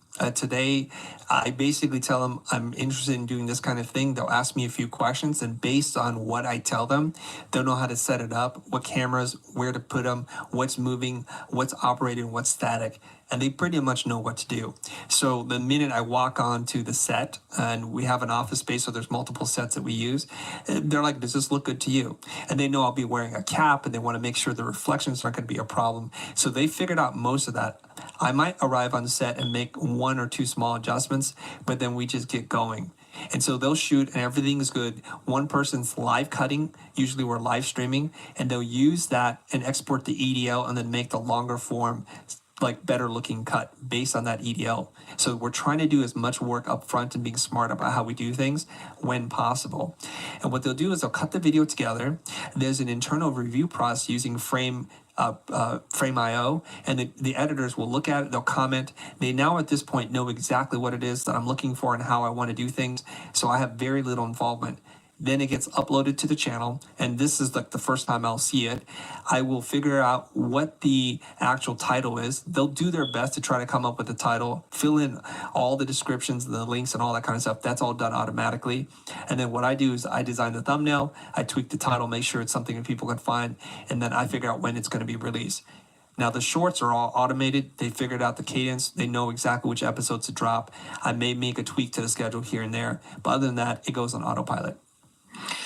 Man, a couple questions out of there. One, you do the title and the thumbnail more or less. That's essentially the big idea. That's the hook. That's the kind of marketing angle. That's the get attention angle. Is there a reason why? I mean, we understand the value of that. Do you maintain kind of creative control there because it's an art form, because of the level of study you've done, and is that, what's kind of your vision behind being that final piece, and how important is that title and thumbnail that you take that stage? I think the title and thumbnail is everything. If you don't title it properly, the world's best video is not going to be seen. And what I do is I'm a very much a data-driven person. So when a video drops and it's not hitting the numbers that I think it should be hitting, I look into the numbers. What is it called? Not the retention. It's called impression click-through rate, and that's really important. So when that's not working, I think is something wrong with the thumbnail, is something wrong with the title, and I'm making adjustments in real time. I also think think that as the person who reads and responds to every comment on all our social channels, me, I have a pretty good sense of what our audience is looking for. I understand their pain points and challenges. Sometimes the team can get lost in titling that they assume someone is already smart enough to know what the problem is, so they're searching for this very specific solution. So my general tip to everybody that's trying to figure out what title to call their videos, use really basic language like a fifth grader. Dumb it down a little bit, because people who don't know the answer, don't know the terminology. So make it simple, make it intuitive, and make sure you're checking this against what people are searching for to make sure that this is really what they're looking for. Amazing advice. Secondly, to that, what you just shared a moment back around the process of even the shorts being published, I'm curious, that 23 million viewed short now is titled "Why Charging by the Hour Doesn't Make Sense." And I'm curious, was that picked out by your team? And was it just a moment that maybe was going to be solid? Did you expect it to go viral, if you will? I guess what I'm asking is, did you architect that moment being turned into a short, or was it just one of many and that one happened to pop off?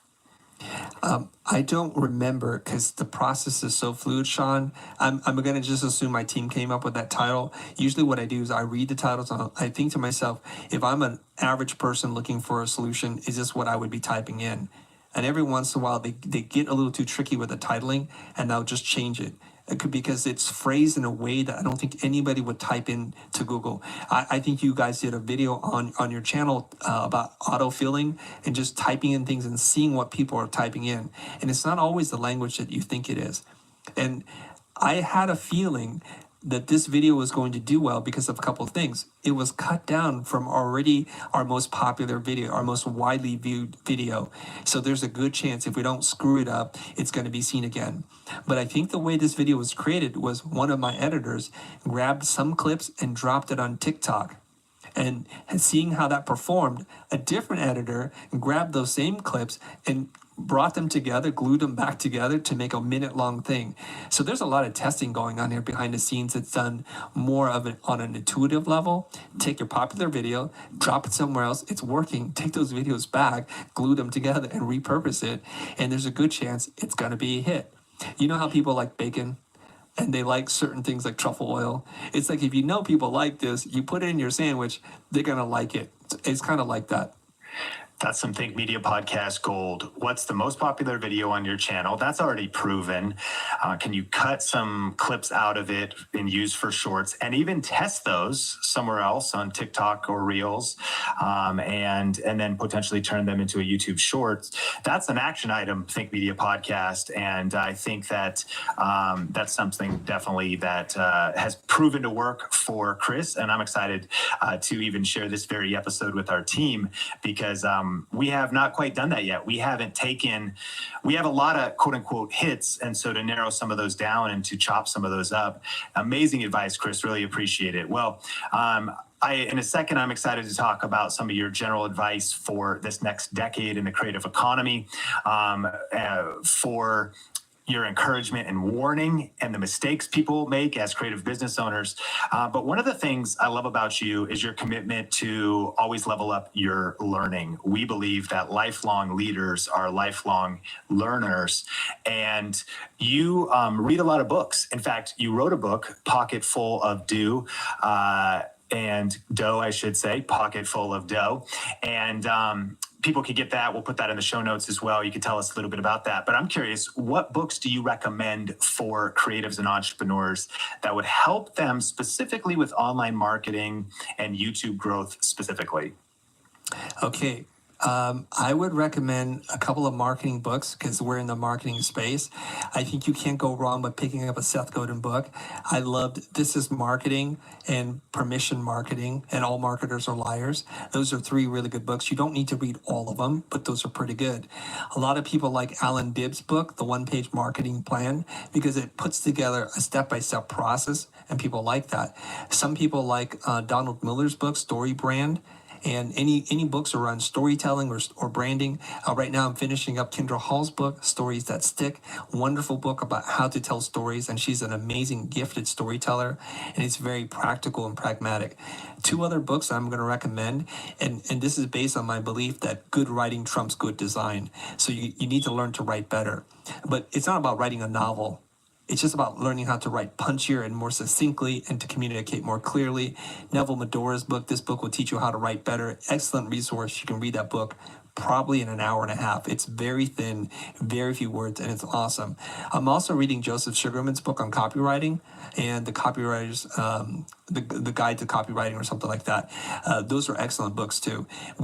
If we study the people whose livelihood depends on getting people to pay attention, namely people in advertising and copywriting, there's a lot of lessons you can learn, including how to title your episodes.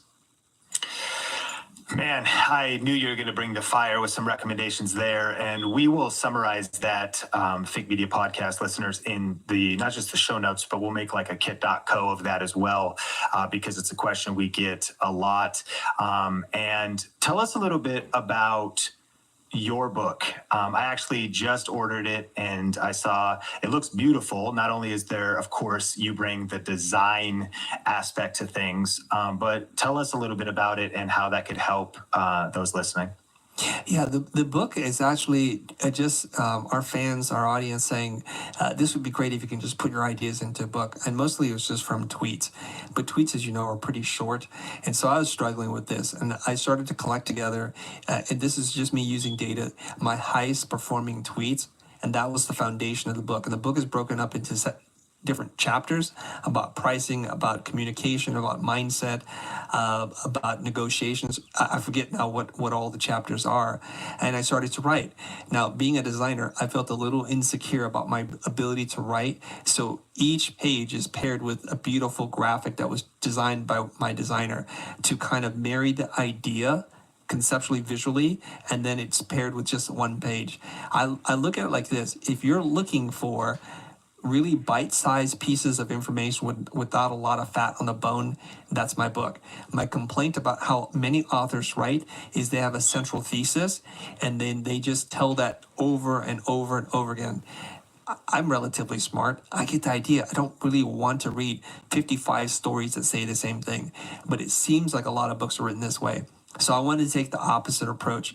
There's a bunch of different ideas that are organized in a very specific way, and it very much comes from my philosophy, and it gathers together all the different things that I've read and have influenced me in one single volume. Man, I can't wait to crack into it myself. It's in the mail for me right now. And I would highly recommend Think Media Podcast, checking it out. You know, one of my filters for who I like to learn from is those with proven results, with proven experience, with depth of wisdom. We believe that wisdom's the principal thing.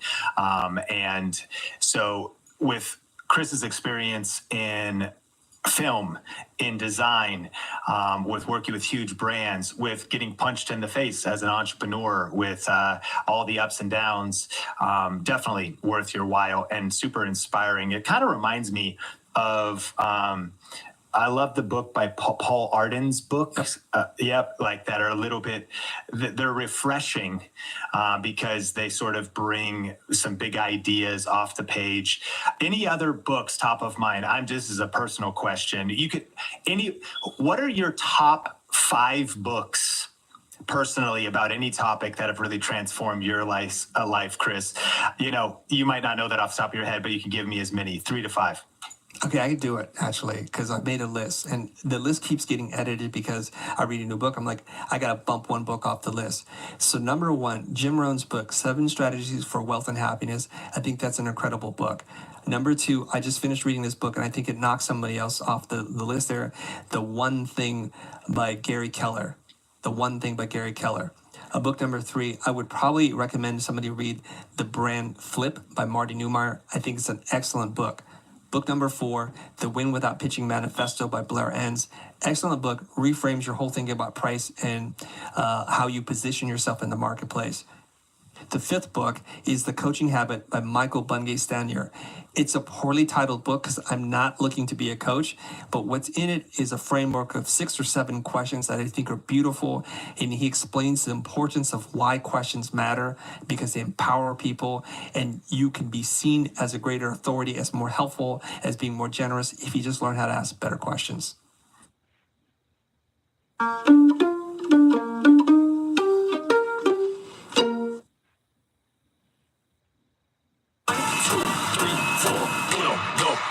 Bounty Mega Roll, 4 rolls in 1. Whew. And I still need to crack into it, but I got the coaching habit when I heard you talk about it on Clubhouse. And so I'll tell you what I'm doing after this podcast, Chris, is I'm heading to Amazon and I'm buying every book you recommended.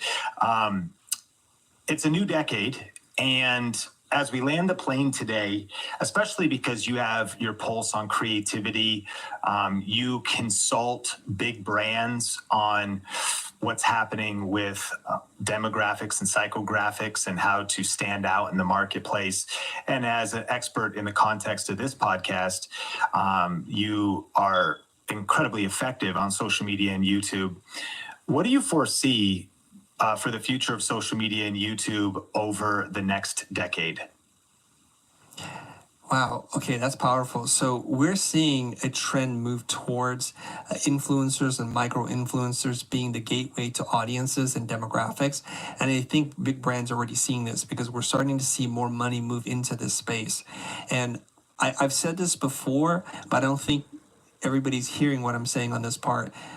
All companies are media companies. They just don't know it yet. So the old days of you making commercials and trying to gain influence and persuade people and making impact on their purchasing and the decisions that they make, it seems to be almost over. So you might as well start to learn how to create content in a way that you can speak directly to your audience. And we really believe in this. This is a biased opinion. I'm just going to throw this out there, that if you want to sell to more people, you have to learn how to be a better educator. You have to teach people about your products or services. If you're a nonprofit, you need to teach them about the impact that you're making in the world, the difference that you're creating. And I think that's what really matters. So everyone that is a company, whether you're a service or product-based company, you need to learn how to tell better stories. You need to understand how these platforms work and create content natively on each platform. You don't need to dominate all of them, just a handful. Find a home base and then build out from your home base. Wow. And as we maybe pivot that question, so powerful as far as your insight is for the creative business owner. Many people listening maybe are just getting started in the early days, maybe just getting, like we were once, where we're like, I hope this works. One day at a time. Like I'm in a garage right now, bootstrapping this whole thing together. For the journey ahead in this, and we really believe this next decade is going to be the best decade in the creator economy. As you mentioned, influencers, micro-influencers, the world is wide open to lean into that, but it's not going to be without work and without challenge. What encouragement, warnings, or advice would you give creative business owners for the journey ahead? Wow. I can give them a lot of different advice. Can you help me to narrow that question down a little bit, Sean? So let's go warnings. What kind of warnings that maybe you've had to overcome that caused you to lose profit, lose time, get distracted? What are maybe some pitfalls people could fall into that could hurt their growth, specifically of trying to build their influence on social media? Wonderful. Thank you for clarifying that, narrowing it down for me.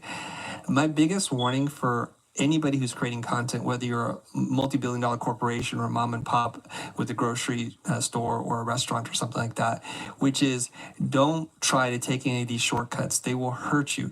Don't try any of these growth hacking bot things where you're trying to grow really, really fast in a way that's not organic and real. And there are many people who will take your money and do these things and give you the results that you asked for. But later on, you're going to realize that these people were either bought or paid for, and they're not really there for you. The best kind of audience begins with a true and authentic relationship with your audience, your community. You show up for them, they will show up for you. If you do this consistently over time, they get a sense of who you are, your personality, but it builds trust, which is the key to your brand. trust is everything. And so it's hard to earn and it's easy to lose. So don't be in a rush to get to your results. Just show up, do the work, hire a few smart people to coach and teach you, and just follow the plan. And everything will work out if you stay in the game long enough. The Chris Doe, man, such valuable wisdom.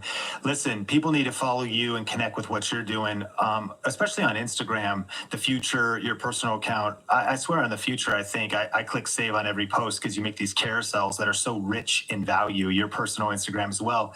Shout out some accounts and anything that we can connect with in the Think Media podcast community to follow you and continue to learn from you. Thank you. You can find me on most social platforms. I'm at the Chris Doe, and Doe is spelled D-O. I'm on Instagram. I'm on LinkedIn, Twitter, YouTube, of course, everywhere else. And the company, the media company that I run is called The Future, and The Future is spelled without an E. It's F-U-T-U-R. So if you search for The Future, also on social media, especially on YouTube, you'll find us there as well. Brilliant, Chris. Well, I appreciate you so much. Thanks for taking time today to pour into us, and we will talk soon. Thanks, Sean. Are you ready to start or grow your YouTube channel? Do you feel stuck and need help connecting the dots? Join this free web class where you'll learn the step-by-step playbook for YouTube success. We've helped thousands of purpose-driven entrepreneurs just like you grow their influence with video. Register today for this exclusive training at thinkmasterclass.com.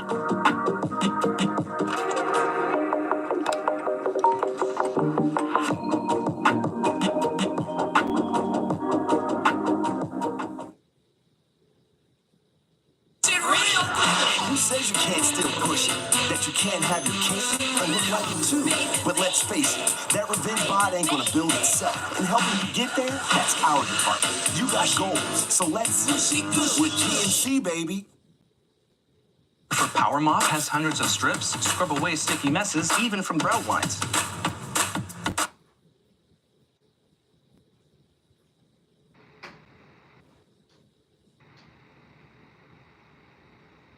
So knowing that subscribers is a nice thing to have, but realizing that if that's your only motivator, like, you're gonna come up short. You gotta have a bigger why. You gotta realize, I'm here because I have a message, I have a mission, I have a greater purpose with what I want to accomplish. So you may be trying to grow your YouTube channel this year, and your goal might be to actually get to 100,000 subscribers. My name is Heather Torres, and I am the host of the Think Media podcast. And today I'm so excited because I have my friend and fellow VRA member, Justin. Oh man, I was gonna say Co, and You it's corrected Koo. yourself. No, you got it right. Hey, we're keeping it in there. And VRA member Justin Koo with me on the podcast today. We're gonna be breaking down his 7 tips from going from 0 to over 100,000 subscribers on his YouTube channel. But Justin, for the audience who's just getting to know you, tell us a little bit about who you are and what your channel is about. Sure. My name is Justin Koo. I'm a husband and a new father.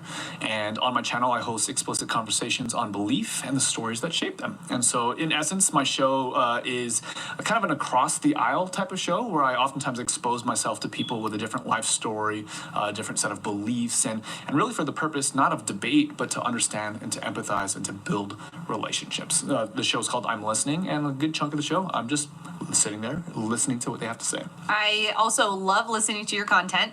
I'm listening as you are going into these deep conversations and really just hitting different taboos and things like that. So appreciate the work that you're doing. But this has been a journey, right? It's not like you just came on YouTube yesterday and got to over 100,000 subscribers. So talk to me a little bit about the journey. How did you start? And then we're going to dig into your 7 tips. Yeah, so it must have been 5 or 6 years ago I started YouTube. I was teaching at a school, at a Bible college, actually, and one of the students who came through shared his story of faith, which was, it was because of a YouTube video that he had this life-changing moment. And it was kind of in that moment, I'm like, oh my goodness, like, video is powerful. It has the potential to reach people, not on a surface level. It's not just about cat videos or social experiments, but like, it can change a person's life in a significant way. And I thought, that's brilliant. I want to try and be a part of that. I remember Googling for YouTube courses, and I stumbled across the beta VRA. Like, this was before it was polished. I don't even think you guys were in Kajabi at the time. It was just like things were falling apart. The roof was leaking. All these is like literally one of the emails. I'm like, hey guys, can you guys go and click all the buttons and tell us if something's broken? And I did that, and they're like, yeah, that one's broken and that one's broken. Yes. But I found you guys and found a community, and this was kind of me diving in head first. And as they say, the rest is history. I think 10 months later, I ended up quitting my job as a faith move, not because I was making millions and millions of dollars. Yeah. But I was like, I'm so convinced that this matters, and I want to be a part of this. And so I launched in head first, and This is the final vote. We'll finally know which egg is loved most. Reese's or Cadbury. Choose one. I choose both. Celebrate Easter with Reese's and Cadbury. Where regular brushes miss, Oral-B Electric hits for 100% cleaner teeth.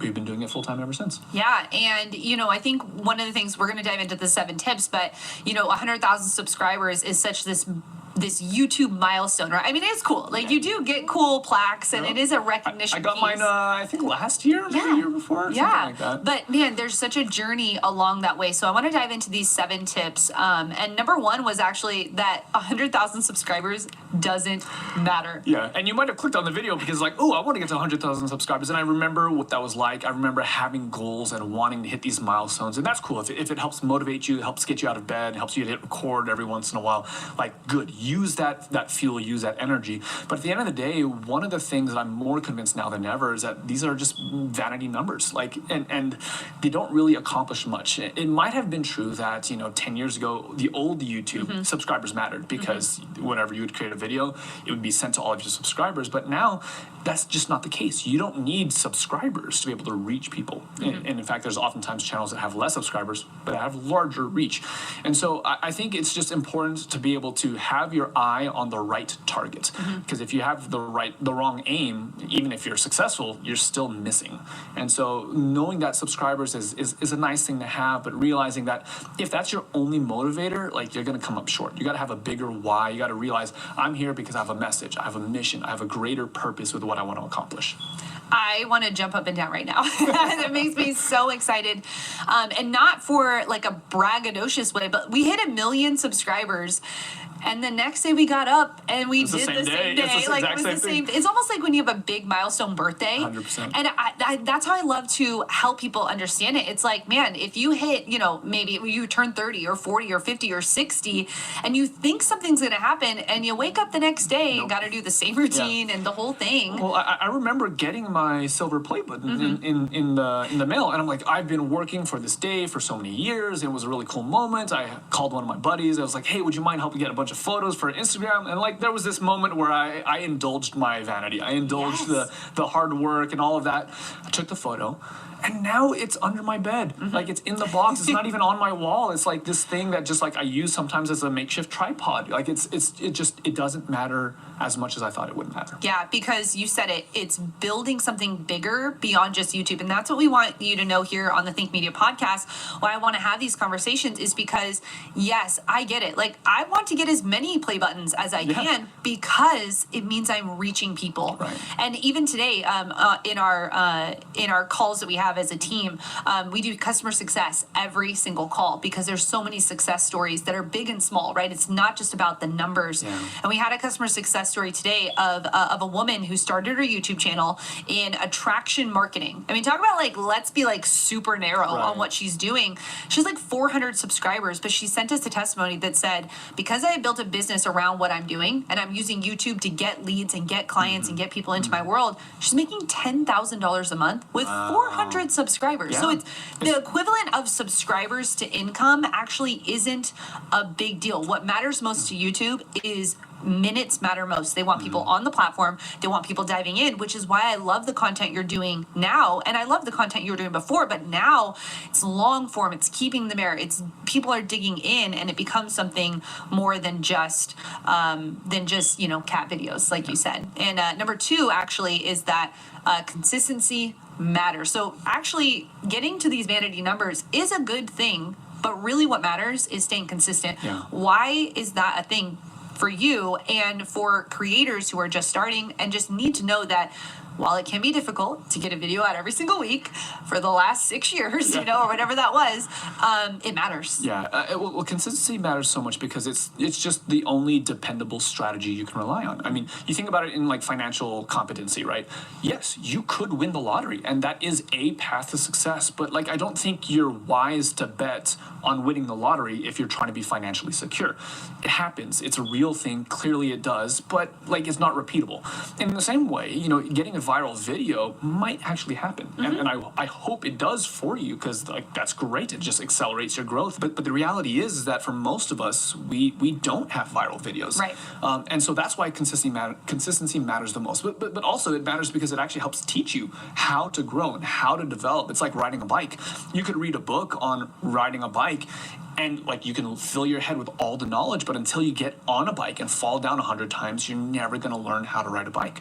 And so the advice that I'm giving people is like you have to be willing to make 100 pieces of content that each get less than 100 views. Like if you're not willing to do that, then you really haven't paid the price that you need to pay in order to be successful in whatever way that you want to be successful.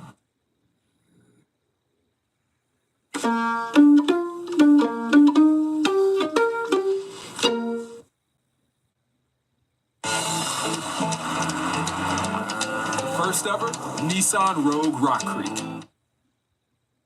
That you want to be successful. Yeah, I equate it to, man, it sounds like, oh yeah, okay, Heather, consistency matters. You guys say that all the time, you know, but it does. Yeah. And right now I'm in this huge project. I'm writing a book. It's going to come out next year. And man, when we talk about, you know, what could these book sales be? And this is just an example, but like, what could these book sales be? We've got this number. Obviously, we're like, yeah, it'd be great to hit that number. But actually, what we're focused on are what are the outputs we can do? What are the things we can commit ourselves to? Like what kind of outputs are you Yeah, like thinking of? how many shows can I go on? How many YouTube videos can I make about it? How many Instagram posts can I do? What is the output that I'm going to commit myself to be able to even just get that out there? And I think as YouTubers, in any other sense, if you were to go and open a coffee shop, it's not like you're like, well, I think I'm only going to open my doors maybe 3 days a week. Right. You want to be open as much as you can. And so the more videos you can do, the more consistent you can be, the more opportunities you have to reach the people you want to reach, and the more you actually define your message. If you make 2 YouTube videos and you're like, no one's watching, and then we watch it and we're like, because you don't have a consistent message. Right. Consistency of the messaging is what helps people trust you over time. No, and this is, we understand this in every other area of life. The more Right. seed that you sow, the more likely you're going to have a harvest. That's Yeah. just the way that the world works. Yeah. So I love that. So you learned subscribers don't matter in that respect. Getting to 100K is great, but there's more beyond 100K. Consistency matters. Next one actually is to focus on going deeper rather than wider. Talk about that a little bit. Yeah, so in my context, this is something that I've seen happen in kind of the other type of workspace that I work in. I work with a lot of churches, and one of the questions that a lot of churches are thinking about is like, how do we grow our church larger? How do we serve more people? How are we able to spread a message that we believe in, you know, to more people? And that's great. But one pastor gave me advice. He said, instead of looking over the person's shoulder, looking for the next person to walk through the doors, what if you just looked at the person who's in front of you and loved on them and served them well? And it's just this idea of like, listen, if you're always looking for the next person, then there's a certain sense when people show up, they realize like, oh, you weren't actually here for me. You're here for someone else. You're here for a vanity metric. You're here for a number. So if we're able to shift our focus away from focusing on all these other flashy, colorful things, but instead we're focusing on, hey, you're the one person who's watching the video today. How do I interact with you well? How do I actually serve you well? What are the problems and challenges that you're facing? And if I can dive deep into my community, that's a way to build trust. That's a way to make to build influence. And kind of a tandem strategy with this is that as you go deeper in this way, you're by definition creating your niche. Yeah. You're discovering your niche a little bit more, which as everyone who's watched any of your guys' videos, you know that's the step number one. You have to have a clearly defined niche. Well, going deep is the way that you discover and serve your niche better. Yeah, and we have seen that over and over and over again is that when you just try and cast this wide net, man, people just want your help. People want to be in community with you. They want what you have to offer. So when you do keep just looking for the next thing, they feel so undervalued. And it actually goes into the next point, which is number 4. When you go deeper rather than wider, you can actually have options to diversify your income, because people have a problem, and multiple problems usually, where you can then help and serve them. So talk about number 4, which is in building to 100,000, that you should be focused not on the number of that, but on diversifying the income streams into that thing. Yeah, so one of the things that I thought that I would have as my path to success when it comes to financial success on YouTube was, okay, if I hit 100,000 subscribers, well, that means that I'm going to be doing X number of views every single month, which multiply the ad revenue. Okay, then I can start to see the numbers adding up. Well, clearly we know that that's just not the case for most of our smaller or medium-sized channels. Like, ad revenue is not going to be significant enough. So we learn strategies through VRA, like, affiliate links and sponsorships and things like that. And that all works in a lot of niches, but it felt unnatural to my niche. Yeah. If I'm talking about faith, no one loves the televangelist who passes the collection bucket. Like, and I didn't want to be that person. So it felt like my hands were tied. How do I actually turn this into something sustainable? Yeah. Well, what I realized is by hitting record like 100 times a year or more than 100 times a year is that I was developing a skill. And sometimes that skill was in the process of like, hey, hosting an interview, like hosting a podcast became a skill of mine. So what did it look like to shop out that skill, to say, hey, there's an organization that I value, that I trust, that I want to work with. And I say, hey, I got the skill set. I can deliver you a 50 episode podcast for this amount of money. You do no work. That turned out to be an actual income revenue stream. Or realizing that, hey, the process of filming a video, I learned and developed an art form, a skill set around making videos. Yeah. So what does that look like to turn that into creating my first 10-part documentary series and selling that as a service? And then for every thumbnail that I'm creating, I'm doing multiple photographs and start to turn that into a revenue stream. And so what I learned was that YouTube was kind of like school. Yeah. And no one expects to go to school and make money. You go to school to learn. And once you develop these skills, then you're able to employ them in the world. And what turns out is like that's actually a way more fun way to do things, because if YouTube died tomorrow and all my money is in ad revenue and sponsorships that are distributed through my YouTube channel that has 100,000 subscribers, but YouTube dies tomorrow, like there goes all my money. Yeah. But if I know how I can, because I've faced rejection 100 times, because I've had videos that flopped 100 times, like I know what it's like to go and knock on doors at local businesses and say, hey, I got the skill set. I noticed that you, local dog shop, you don't have a podcast yet. I would love to be able to do that for you. What would it look like? So for me to be able to serve you well, I've done that. And I've been able to turn that into revenue. And so it's actually a really cool way that I can do what I do on YouTube from a purely passion perspective. I do it because I love it, because I believe in it. And the rest of this stuff happens in the background, and it all works out because of the skills that I've learned on YouTube. Man, we're going to dive deeper. I want to do a bonus episode just for the ministry community or the faith-based community, because we have a lot of people that are in the Think Media community who want to do what you're doing and can't see that path and really want to figure out how to connect those dots. So I want to do a separate episode just on that part of it. Sure. But I want to go into number 5, which is don't be afraid to try new things. Maybe walk us through just a little snapshot of the journey of the now Justin Koo channel, but it was that Christian vlogger channel.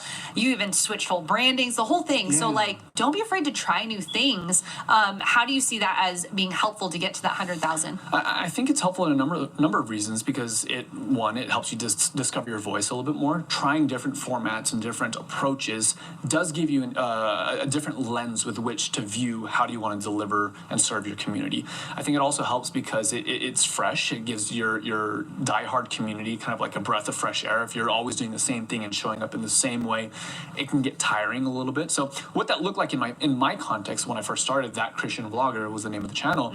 It was me vlogging, and what I found was like this is a really time intensive. If anyone's ever tried to do daily or just even weekly vlog, you know how much work it is. And I was just dying. And so I started to do like talking head videos, and I realized, I could turn out one a week very easily, and that's super fun. So I did that for a season, and then I started to see that YouTube had just really like leaned in algorithm-wise for the live content. Yeah. So I started doing a daily live stream, and I realized like I'm able to go really deep with like a small percentage of my audience, and that was a fun learning experience. So I've gone from the vlogging experience to the monologues Cheetos pizza thing, it changes everything. Hey, you guys try this? Pretty tasty. Hey, Donnie, don't you got someplace to be? Sorry. Cheetos Cheese Pizza Puffs. Proud to be the second best pizza thing. If I could turn back time, if I could find a way, I'd have purchased at Value City Furniture during their sale today. Visit our store to make a quality choice at Value City Furniture. The monologues to doing live streams. I've probably done at least 100 episodes of each of these styles of content. Yeah. And now I'm doing like more the long form podcast style. And so what happens is like I have a well-rounded skill set. So now when TikTok is blowing up, and I just, like, as you know, we've been talking in the car, I just started my TikTok like 2 weeks ago. What took me a whole year to get to 10,000 subscribers on YouTube, and I thought I was on the fast track. What I've been able to do is I've tried so many different formats that when a new medium shows up, it's very easy to be like, oh, well, I can pivot really fast. And now I'm churning out content really quick. I've hit 10,000 subscribers in 2 weeks. Yes. And so it's just, you develop the skill set, you're able to become much more well-rounded, and back to the monetization thing, you're able to sell that skill set in multiple different areas and help many different types of clients. Yeah, and not being afraid to even switch your entire brand. Like, people don't even want to get started, Justin, because they're like, I don't know what my name should be. I'm like, pick a name because you can change it. It's okay. You can develop a second brand. There's so many things you can do. We even did it here on this podcast. We started it, we molded around for 2 years, and then we were like, we need to just start this thing, because if we don't start it now, we're not going to start it. So we started it. It was called the Think Marketing Show. Now it's just the Think Media Podcast, and now we have all these other shows that we're going to be creating under that umbrella. But it took us doing over 100 episodes, maybe 50 episodes, before we were like, you know what? This isn't actually the direction we want to go. Let's pivot. Let's do these things. And it just, when you get to try new things, it doesn't have to be forever. It could be for a season. It could be 3 videos. It could be that maybe you just went live 2 times to just try it. People like fresh and new. And so how can you bring that to your audience to make it fun? I mean, if you look through my library of content, you'll see probably at least a dozen, like, first episodes of a series that never made it past a first episode. And you go to the call to action, like, in my next one, I'm going to be talking about this and this, and it just never happens, because you realize in the process, maybe that's just not what I want to show up as, that's not what I want to give, or maybe it just didn't work. And it's okay to try those things. It's okay to throw a Hail Mary every once in a while and see what happens. Yeah, and people, listen to me. Please start. Pick a platform, pick a strategy, and just get started, because you're going to change it 100 times throughout the whole thing. But if you don't even just pick something, you won't even start. And so just let it go. Justin said, right now, you need to try new things. It's okay. All right, number 6, I'm just looking at my phone here. Number 6 is invest into what you are trying to grow in. And you gave a little bit of the story that, you had jumped into Video Ranking Academy. It's not like you were making millions of dollars when you decided to join Video Ranking Academy. And that's just one part of education. You invested in the gear, and you invested in leveling yourself up with learning other things, learning how to edit, learning, different, learning how to market, learning how to start a business, all of these pieces. But why is it so important that if you're within that 0 to 100,000 subscribers, that you turn internal and put your money in yourself, put your money into what you want to become? For me, one of the things that I valued is trying to understand why. Why is something not working? Why is something working? I think even maybe a scarier place than having little subscribers and little viewers is having a viral success, having 1 million subscribers, and not knowing why, not knowing what worked, how did this reach people, what are people coming back for, and then you just got this massive amount of anxiety, this imposter syndrome that shows up. Like, so for me, one of the things that I'm wanting to do is whether a video hits or it's a miss, whether it's a success or a failure, I want to learn from it. I want to understand what's going on, and sometimes that happens through like a course like you're talking about. Sometimes it's through the YouTube Secrets books. Sometimes that's through getting personal one-on-one coaching or whatever the case is. Name all of the things we give. No. Affiliate links in the description below. Everything's out. But just being able to understand why, like that, like if part of what I'm offering as a service is offering creative skills to other people, I need to be able to just say, not only, hey, have I done the work, have I grown a channel, but I can actually understand and give you an intelligent reason as to why things are working. So when I give you advice, it lands better. Like there's a reason behind it. Investing in yourself is so important. If YouTube was to go kaput and now we have this new platform where all the attention is, like if you don't know why you're growing on YouTube, if you don't know the principles behind it, like you're not going to be able to successfully transition. And so investing in yourself more than you're investing in anything else, like that's just the only way to be able to be successful. Yeah, and for me, it was things like buying online courses, buying the books, not even that, going to the library, but it also was going to conferences. Yeah. It was getting around people, investing, taking the leap of saying like, no, I do want to do this. I want to get around other people that are doing this.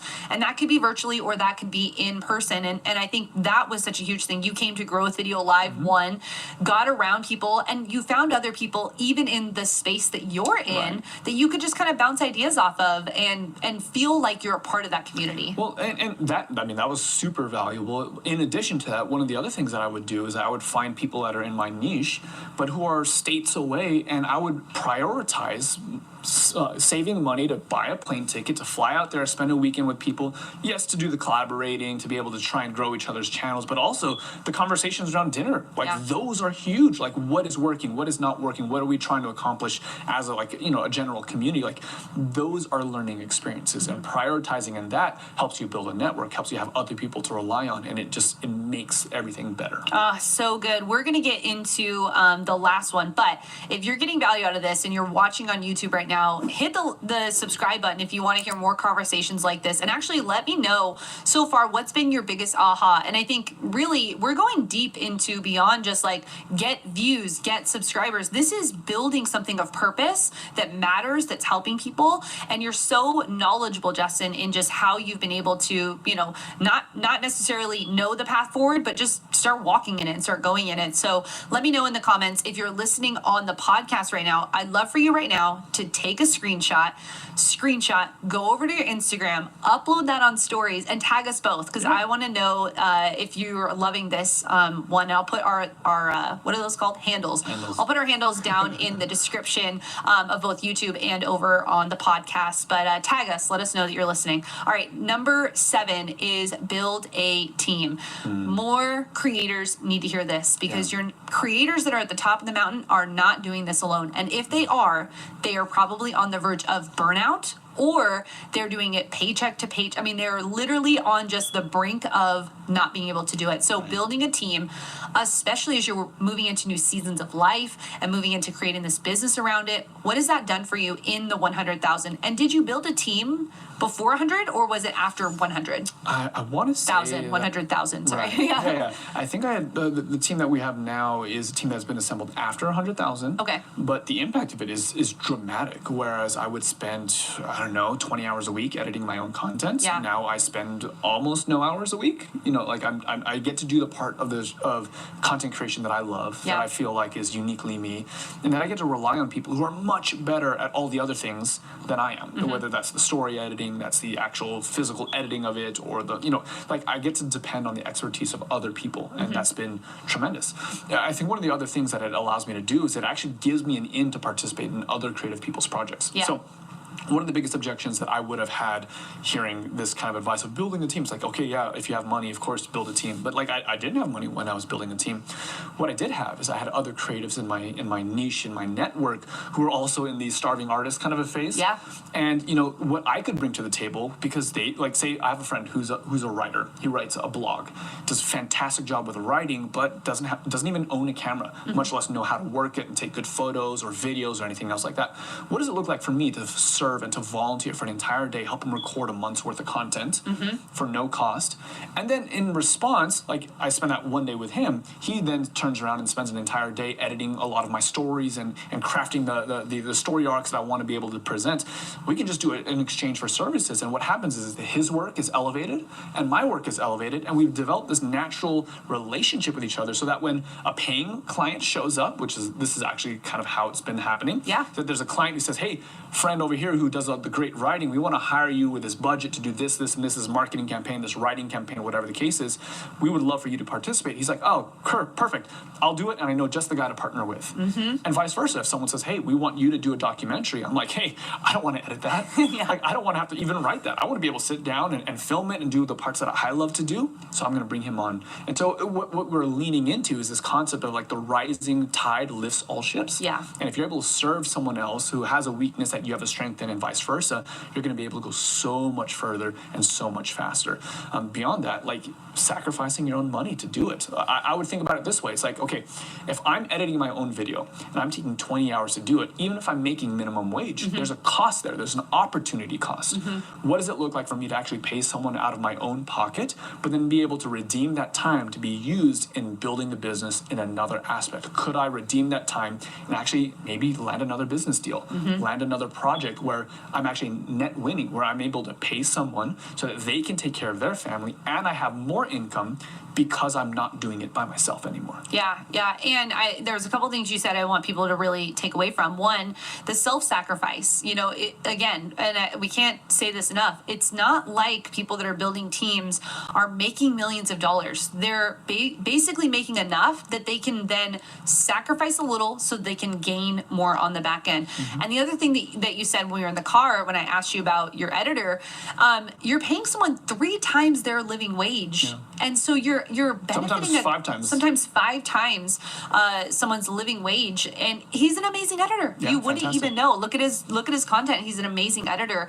And even for us here at Think, you know, now we are 18 strong full time with salaries, and you know, we're a company now. We are legit, like, making it all happen. HR, there's policies, you know, the whole thing.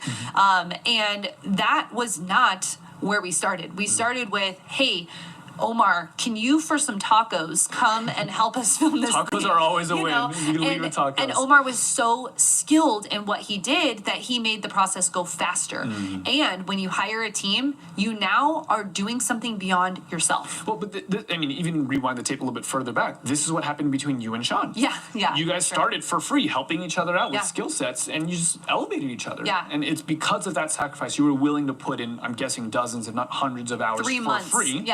3 months of full-time free work, you know, and and that's exactly it. We both had skill sets that we brought to the table, and because of that, I've now developed the skill to be able to do this. I was not this girl when we started. No, you remember. I was the girl that was like behind the keyboard, you know, and I've been able to develop to this. But the other part, when you start hiring a team, is you got to get your video into them. It makes consistency happen. Then you're like, well, how can your brain starts to go to, well, how can I make more revenue? And then you start to diversify. Like, building that first team member, I think, is so critical if you're building a channel, because it makes you start to think beyond, this could be a thing, to, oh, this has to be a thing now. I got to figure this out. And when you start to shift into that mindset, opportunity comes, collaborations come. There's so much more that happens in abundance for that channel than if you were to just do it by yourself. It also unlocks the door towards longevity. Yeah. Because if you're like any other average human, you're spending 10, 20 hours editing your own content. And I think about the community that I serve, pastors who are wanting to step into the digital space. They've already got work. They got to do visitations. They got to do sermon writing. They got to do all, like, you know, sitting on the board of the church and whatever else that they're doing. If they're adding another 20 hours onto their workload to edit a video, like, they're burnt out very quickly. So just giving that work to someone else and actually being able to buy back your own time to be a husband, to be a wife, like, that might just be more worth it. Yeah. Definitely. Well, Justin, I so appreciate you. I cannot believe it's been 6 years. We are heading into, we've just begun. Yeah. Isn't it crazy? Yeah. I mean, we're where we are today, but we're just beginning. I'm so grateful that you invested in us, that we got to become not just, you know, some mentors in your life. Is it weird to say mentors? No. I tell people, because you know, people send me screenshots of like that my face in Sean's slide talking about VRA or whatever the case is. Like, I'm like, oh yeah, he's my buddy, he's my coach, he's my mentor. Yeah. And like, oh, wow, that's amazing that you even know him. Like, yeah. Yeah, no. That's exactly how I see you guys. Yeah, it feels weird for me to say that because I feel like we're just on this journey together. Yeah. Like, I feel like I learned so much from you just as much as you're learning from us. But I'm so grateful that you're part of our community, that you're helping people in this way, and just beginning. So excited. Where can people go if they want to see more about the content you're creating and they want to get connected to you? Everything is tied to my name, Justin Koo, Khoe. So the website's justinkoo.com. My YouTube channel is Justin Koo. Instagram is jkoo, which unfortunately looks a lot in text like JK Ho, but it is J Koo. Yeah.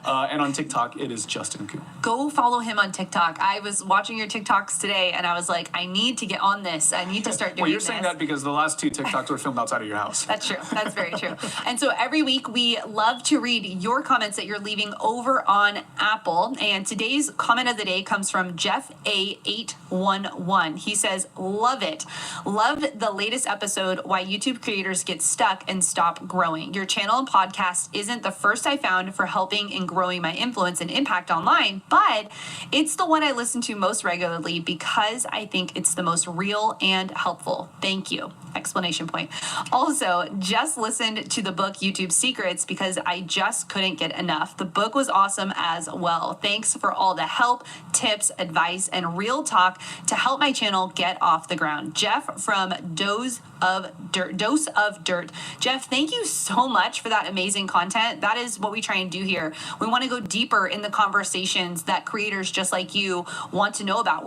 We have upcoming episodes about brand deals, about confidence, about how to actually scale a team. How do you do it? And so we're going to be going deeper into those conversations. But I want to thank you for being a part of our community here at the Think Media Podcast. Make sure you subscribe to this podcast wherever you listen to it from, and we'll catch you on the next episode. Bye. Are you ready to start or grow your YouTube channel? Do you feel stuck and need help connecting the dots? Join this free web class where you'll learn the step-by-step playbook for YouTube success. We've helped thousands of purpose-driven entrepreneurs just like you grow their influence with video. Register today for this exclusive training at thinkmasterclass.com.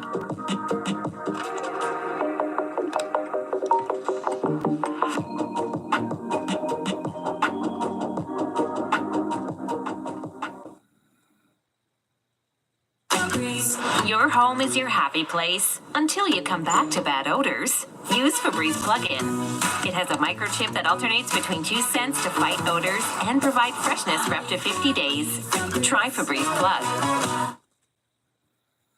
As trainers, we work together with our Pokemon to reach new heights. Discover powerful bonds on the Pokemon trading card game Scarlet and Violet, Journey Together. Available now. Each booster pack of 10 cards sold separately. Cards vary by pack.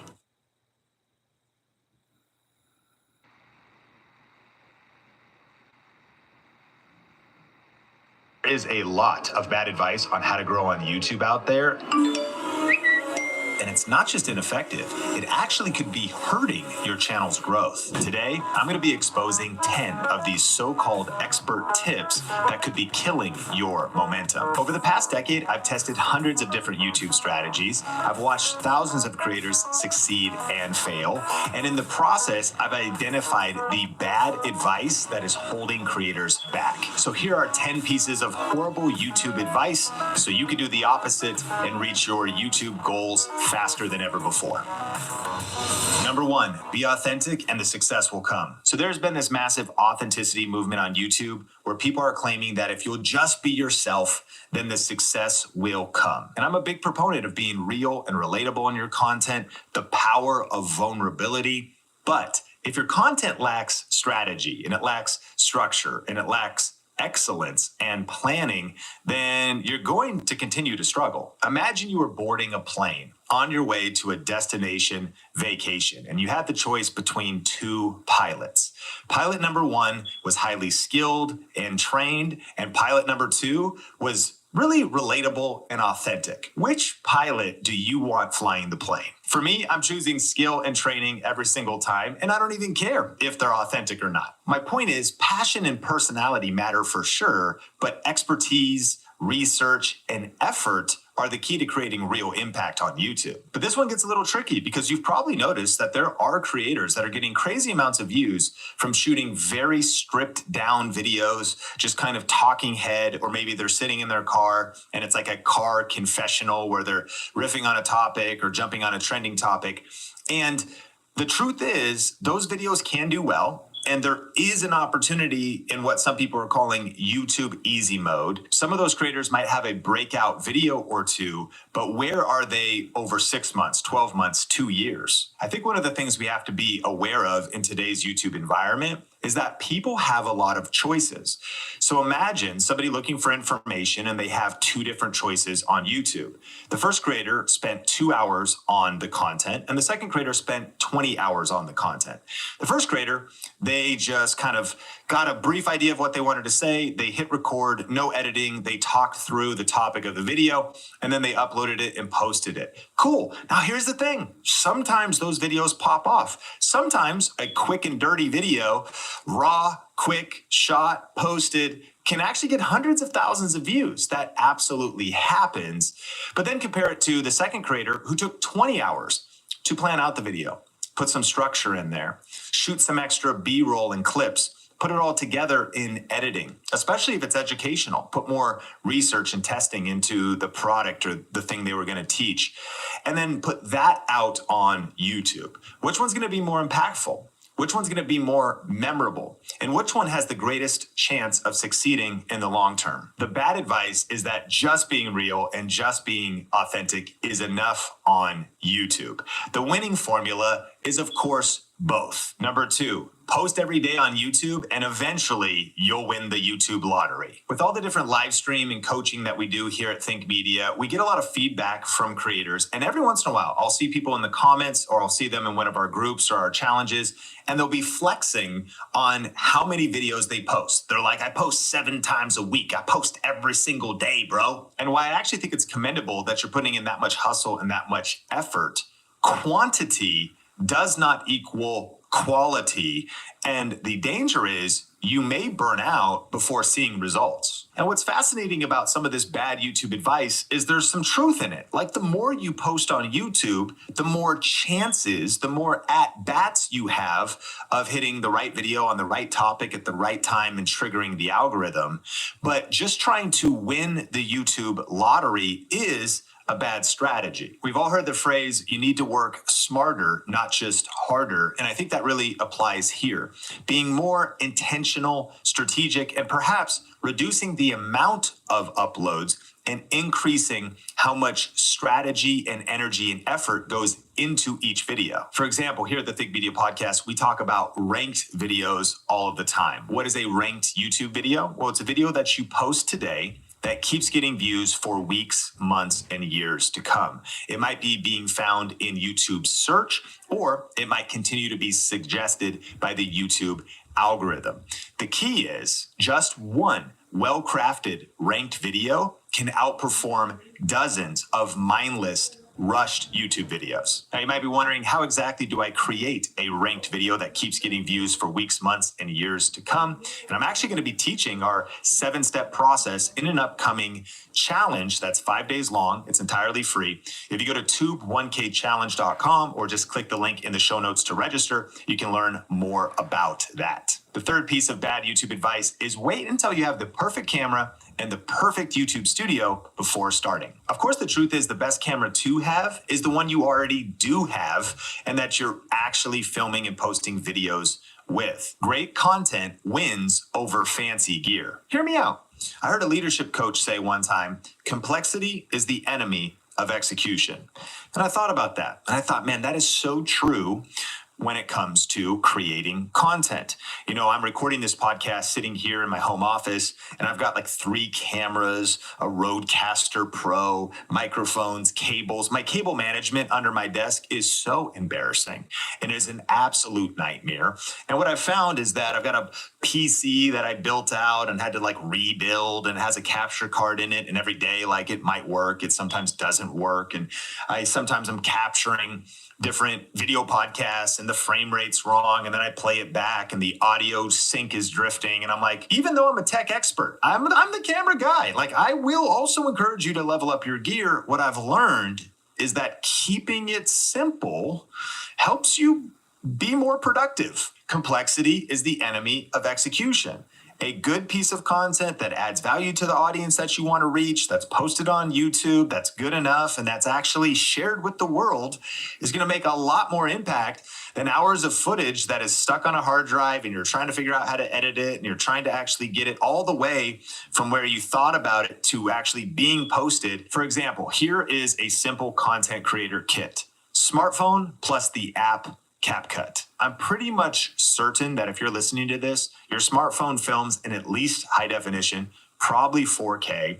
It's got a great video camera. It's got good enough audio. And if you use an app like CapCut, you can actually make your smartphone videos pretty amazing, pretty easy. And I get it. Tech can kind of be overwhelming and video editing has a learning curve, but just put some time into it. Put a few minutes into it. You'll get the hang of it. Stop waiting for the perfect setup. Use what you have and start creating. Number 4, follow what the big YouTubers do and you'll grow like them. The truth is, what works for Mr. Beast or Alex Hormozi won't necessarily work for you. Consider that they have years of experience, they've got huge budgets and capital to spend on their content, and they've got teams that are helping them make every video. Comparing yourself to other big YouTubers or to one of your competitors that's ahead of you is unrealistic and probably unhelpful. I heard John Acuff say, never compare your beginning to somebody else's middle. However, I do think we could take this one a little bit deeper and find some growth opportunities. For example, studying where they are today has some value, but the real power is in studying where they started. For example, if you look at Alex Hormozi, who talks about business and entrepreneurship on YouTube, if you look at where he's at today, his videos are super fancy. He's built a big content team. He's got some really creative, almost theatric type of business videos, but that's not where he started. He started filming on what is the equivalent of like a baked potato. Like it was like a webcam in a dark room, in a dark closet. And he would sometimes just do talking head videos or film essentially Zoom quality tutorials or PowerPoints. Yet those are what helped him get to where he is today. And our goal here is to distill down why was the individual successful. And the reason he was successful was because of the frameworks he was teaching. It was also because of the results he had gotten in business before he started teaching about business. And so if you find a model like that, you say, okay, for me to emulate Alex Hormozi, maybe I need to go get results in business first before I start teaching about business. Or maybe I need to refine my original ideas, frameworks, my proprietary process, how I communicate, because it's not about the camera quality or the production value, especially initially for his success. It was about the information that he was delivering and the results it got for people. Now consider Mr. Beast. Imitating what he's doing now is ridiculous. Like he literally spends millions of dollars on individual YouTube videos. And I know his staff extends to other brands like Feastables and other business brands, but I think he has like 500 staff. But you can still learn from him. How did he start? Well, he started early on with charity content, taking whatever money he had and filming out and about and giving that money away. He started with some kind of stunt challenge videos, which were just ridiculous, like saying Logan Paul thousands of times in an ultra long video. But the production value wasn't super crazy. It wasn't because he had a good studio. And I don't even really know what the point of that video is, but it worked and it was original and it was unique. And so it wasn't because he had a big staff or a big budget. It was because of his creativity. YouTube will reward you for good ideas. YouTube will reward you for creativity. And so when I think about the bad advice of just do what the big YouTubers do and you'll be successful, there actually is quite a bit of truth to that because success leaves clues. I think the key is we're looking for the patterns, the mindsets, and the principles these individuals applied at the different stages of their journey. No matter where you are today, I believe you can make progress and grow on YouTube. It's never about your resources. It's about your resourcefulness. And so one idea that might be helpful and that could give you an unfair advantage before we get to the next point is Don't just study big creators, study their beginnings. 99% of people won't do this research. Go back to where they started, try to extrapolate and find those principles, and then apply those to the content that you're creating today. Number 5. Click-through rate is the most important metric on YouTube. While it is true that click-through rate is very important, it's really only half of the battle. Now let's all get on the same page as far as what we're talking about here. CTR, or click-through rate, is the percentage of people that click on your video if they see it somewhere. They see it on the homepage, they search for it, they scroll past it. And so if your video got 100 impressions, that means they see it on some surface on YouTube and they have a chance to click on it, and it had a 10% click-through rate, then it would get 10 views. 10 people would click on it and then watch the video. And so this is influenced by how good of a topic you have, how good of your title you have, and the quality of your thumbnail and how all of those things work together. And so the reason this is important is because if you can actually bait the click, aka click bait, but you don't keep the viewer watching, then your video is still going to fail. And so the reason this is bad advice is just because it's incomplete. Some people, and there's a lot of YouTube coaches out there that do like channel reviews, and they'll talk about titles and they'll talk about thumbnails, and they're just kind of looking on the surface of things, missing kind of the most important part, and that's the content itself. Does your video grab attention right at the beginning with a powerful hook? Does it use storytelling or compelling organization throughout to keep people watching? Are you trimming the fluff eventually once you start to edit your videos so that you can actually increase what matters most to YouTube, which is time on platform, top. Audience retention, minutes matter most. Are people actually watching the content? And I'm not invalidating click-through rate, because if they never click on it, then they can't watch through the video. So it's not either or, it's both. The 6th piece of bad advice is short videos are the future. Long content is dead. Short videos perform better because people have short attention spans. Now, while I agree that some people have short attention spans, I think that this point is misleading, overgeneralized, and grossly exaggerated. The truth is, there are a lot of people whose attention spans are going down, whose short form consumption is going up. There's also other people who really enjoy long form, rich, deeply educational video podcasts and learning videos on YouTube. The question is, who are you currently attracting with the content that you're creating right now? And who ideally would you want to reach? On the other hand, long form content might have lower views, but how much depth are you creating with that viewer? And the truth is, long form content wins for business and monetization. And this is provable. You have more revenue potential when it comes to long form content. You can have multiple ad placements. You have higher CPMs and RPMs, and overall more advertiser interest. And going further, you have a deeper connection with long form viewers. People who watch long form content form stronger relationships with the creator. These viewers are more likely to buy products, courses, coaching services, go deeper with whatever it is you offer, and even remember you. Because let me ask you a question. You were scrolling on YouTube Shorts or Instagram Reels yesterday. Do you remember what you watched? Can you name 3 of the creators that you followed? You probably laughed a lot. You probably forwarded some of those accounts on Instagram and DM'd your friends. But did you follow the person? Did you go deeper with them? It happens, but not as much as it does with long form content on YouTube. And so hear me, I'm not invalidating short form content. I am just asking you to be more strategic. So instead of asking what's performing best right now, or only asking what will get me the most views, you may want to ask, what kind of audience do I want to build? Number 7. SEO is the best way to grow. This is bad advice. And this one might surprise you if you follow the Think Media podcast for any length of time, because I'm a huge fan of SEO, search engine optimization, on YouTube. However, the reason this is bad advice is search traffic only accounts for about 30% or less of views on YouTube. If you are not tapping into browse features, getting your videos suggested by the YouTube algorithm. You're leaving thousands and even millions of views on the table. I believe that the ultimate YouTube skill set to have this year is the ability to craft content that can be found in YouTube search, but also take advantage of being suggested in the YouTube algorithm. We actually have a 4-step framework for how to do that. It's called the perfect video recipe. So I'll link in the show notes a couple videos on the perfect video recipe. And if you actually want to read about it, I talk about it in the updated edition of YouTube Secrets, which for a limited time, we're actually giving away this book free. I will mail it to you if you just cover shipping. So if you go to ytsecrets.com or click the link in the show notes, you can get a copy of the new edition of my book, YouTube Secrets.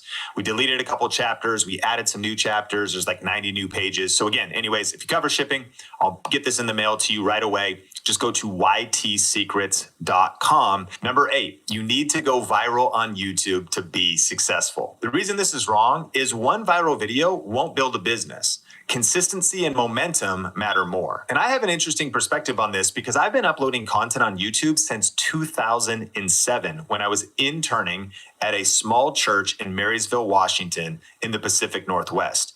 Our church YouTube channel grew to an incredible 42 subscribers. Can you believe it? But here's the thing. I've been on YouTube so long that I've seen people come and go. And you've probably seen the same thing. It's kind of like one-hit wonders in music. We now have one-hit wonders on social media and in the creator economy. I think there's 2 truths to consider here. One, you could be wildly successful on YouTube and never go viral. Or 2, committing to slow and steady success, even without the expectation of going viral, but building the reps, building the consistency, building the trust, building your brand.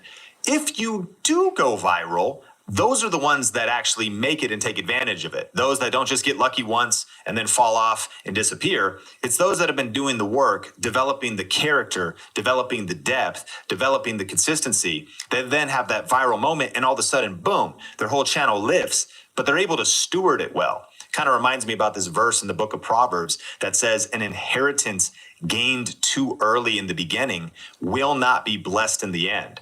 I think for some individuals, they go viral in the beginning of their career and then they're nowhere to be found a few months or a few years later. They didn't have the character. They didn't have the infrastructure. They hadn't built the consistency muscle. So viral is overrated. It's cool if it happens in the right context, but ultimately, what can we control? We can commit to slow and steady disciplined content creation over time. Number 9, and I've heard this one a lot. You need a huge channel to make real money on YouTube. Why this is wrong is you do not need millions of subscribers or even millions of views. You need the right audience and a smart monetization strategy. This is one of the topics we're going to be covering in depth in our upcoming YouTube challenge and sharing a lot of case studies and stories of creators that can make big money with a small channel. I'll never forget when we got an email from Jen DeVore Richter, and she emailed our team at Think Media and said, hey, I just had an $11,000 week. And at the time, she only had 546 subscribers. Now, the key was that she was running her own agency. She had her own freelance marketing services business. But I think that's the mindset to have. Like, if you just want to chase ad revenue, that's cool. You can make good money with things like affiliate marketing and make a little bit more. But the key is understanding all the different financial opportunities that there are in the creator economy and selecting a monetization path that is not just best for you, but is also, you've reverse engineered it to make sure that it's actually sustainable, that you don't need a huge audience if you pick the right money strategies. And there's all these new ways to make money right now. I think in our list that we're going to be talking about, there's like 8 on-platform opportunities. That means directly from YouTube. And there's 14 off-platform opportunities, meaning you make money with YouTube, not from ad revenue, but other ways. So again, if you're interested in being a part of that challenge, I'll link it up in the show notes. But the big idea is you do not need a huge channel to make real money. Now we got to hit the 10th piece of bad YouTube advice in just a second, but I do want to ask if you've been getting value out of today's episode of the Think Media Podcast. Can you hit the like button and rate, review, share wherever you watch or listen to this content? Number 10, it's too late to start YouTube. The truth is, that's not true. In fact, don't let somebody that's given up on their dreams talk you out of yours. The truth is, YouTube is not saturated. In fact, Goldman Sachs did an article in their research department that said the creator economy is actually going to double in the next 2 years. It's the fastest growing small business type. Is competition fierce? Absolutely. Are there new challenges with breaking through on YouTube? Of course. You got to be more strategic. You got to be more intentional. You absolutely have to learn new skills and develop your own unique strategy, but it is possible. It's massive. There's billions of people consuming content every single day, and the audience of consumers continues to grow. More people watch YouTube in US living rooms than Netflix. That's a fact.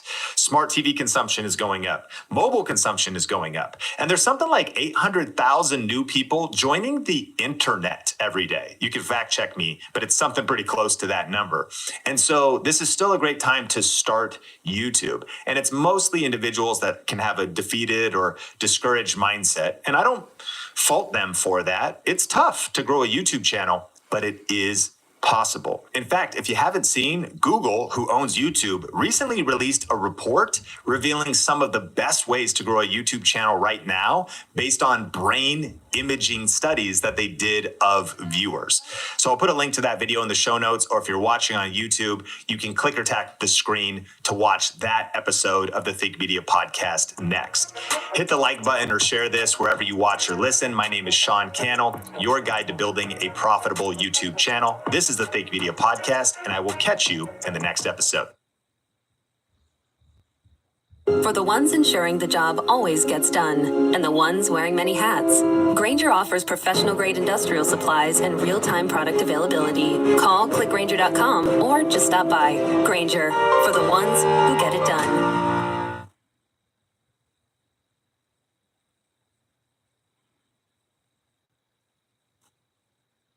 I told you that the secret to becoming a great content creator wasn't originality, but strategic imitation. Today, I'm sitting down with Cody Sanchez to unpack why most content creators stay stuck and don't grow on YouTube. The reason why is because they do not understand the imitation paradox.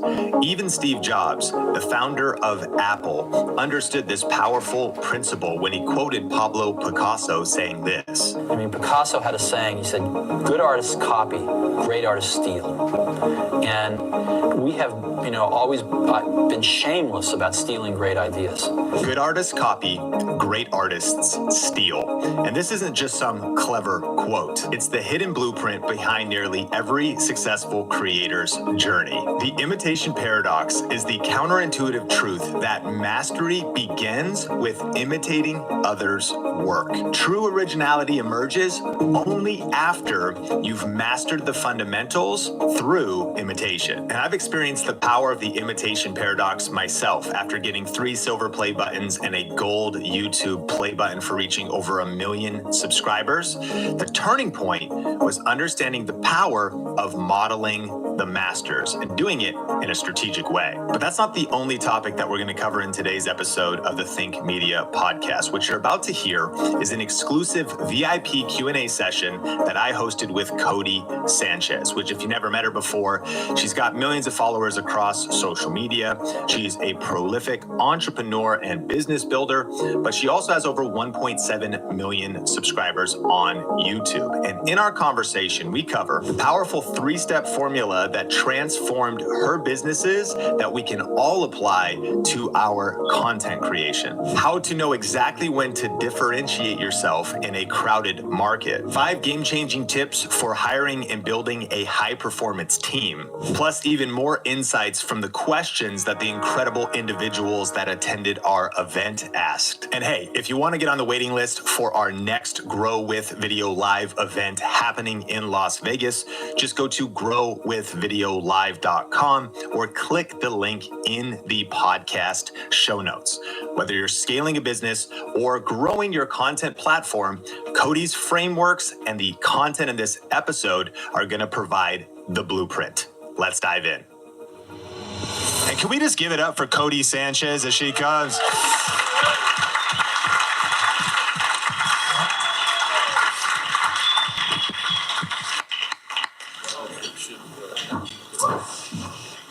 All right, go ahead, take it away. What's your name? What do you do? What's your question? All right, my name is Megan Boson at The Passionate Pro on YouTube. And Cody, so great to hear you. I've been following you for a little bit here.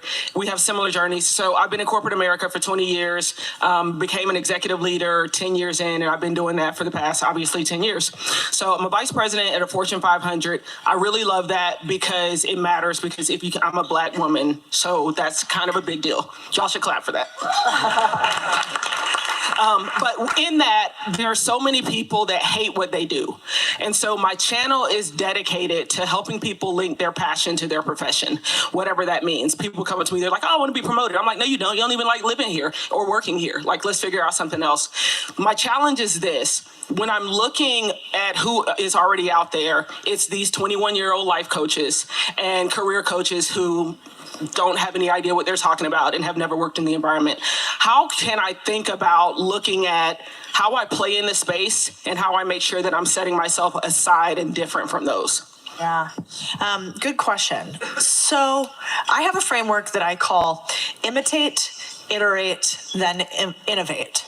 And so one thing we can learn from the poor 21-year-old life coaches, which now all hate me, is that they are so much more tech and social media native than we are. They breathe this in the same way that the next generation that understands AI is going to make us look inefficient and about as good as our parents are at handling a new Apple update, right?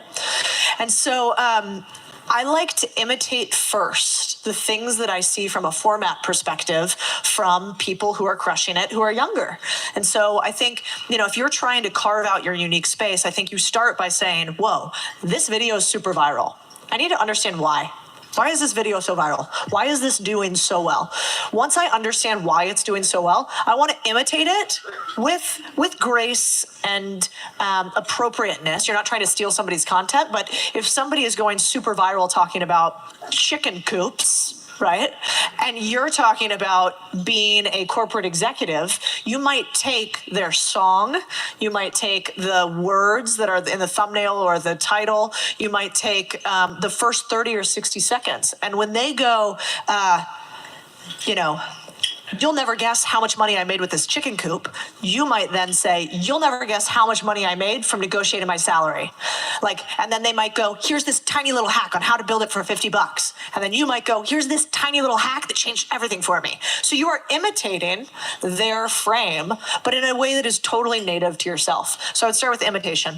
Then I would go for iteration. So iteration is like, okay, I understand why they went viral. I understand how viral videos could work for me now.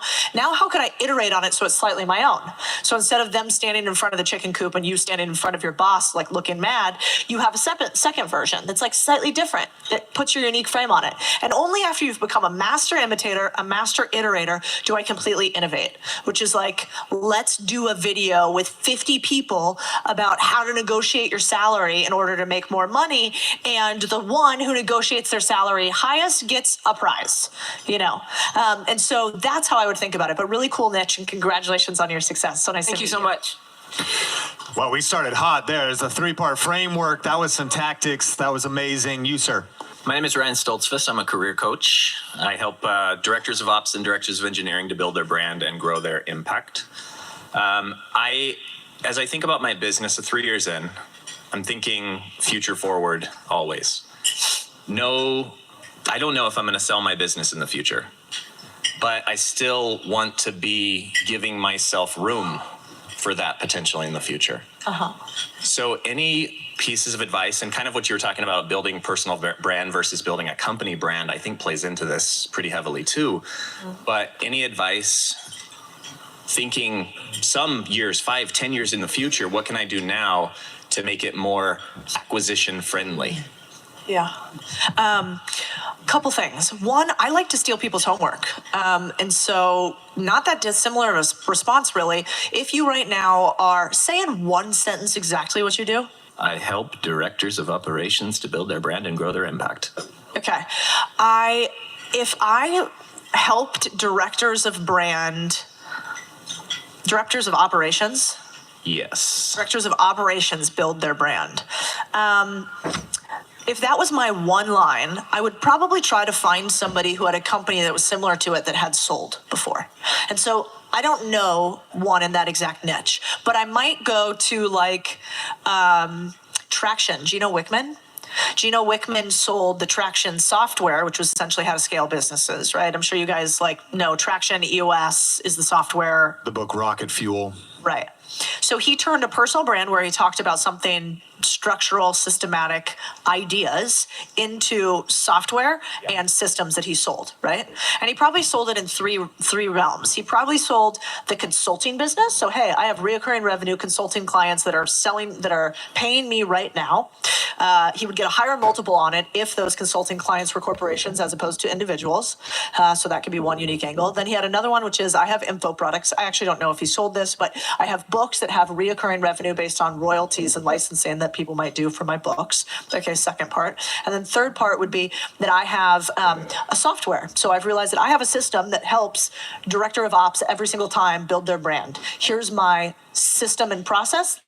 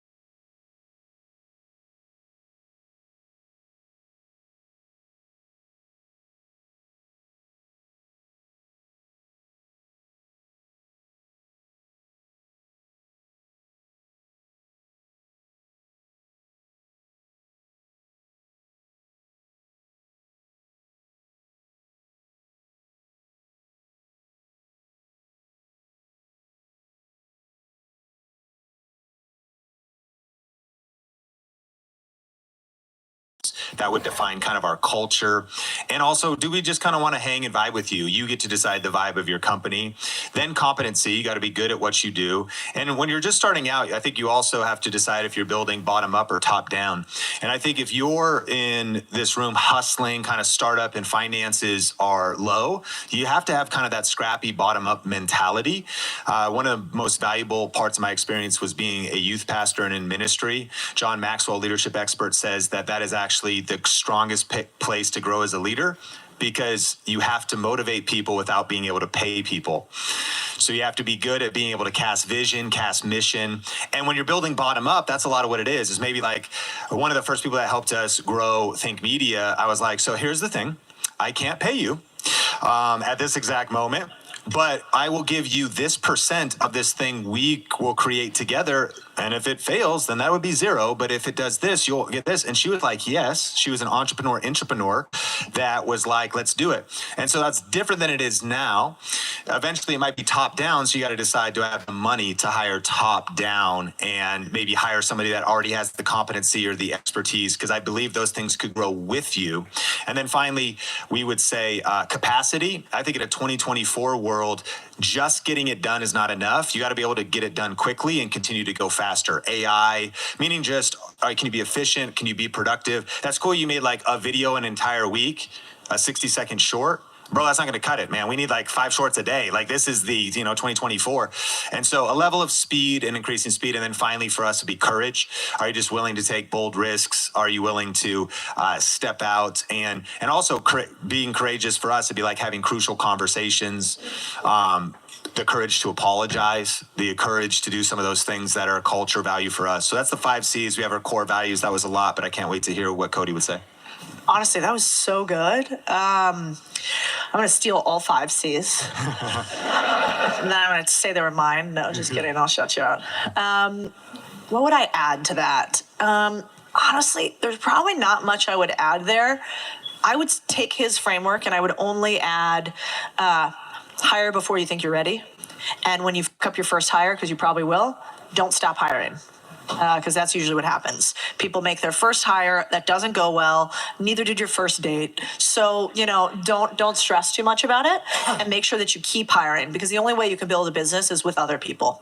And so I would apply a framework like his. I would hire probably sooner than you feel like you're ready, and I would continue to hire even when you mess up at it, as long as you, with empathy, move the people along that are not supposed to be on your mission and are a fit. Thank you. Great question. Hey, my name's Alex Montalenti. So my question's on niche versus mass appeal. And to give you a little background, my mom was a realtor. I got in the business 23 years ago, saw how non-tech savvy she was and how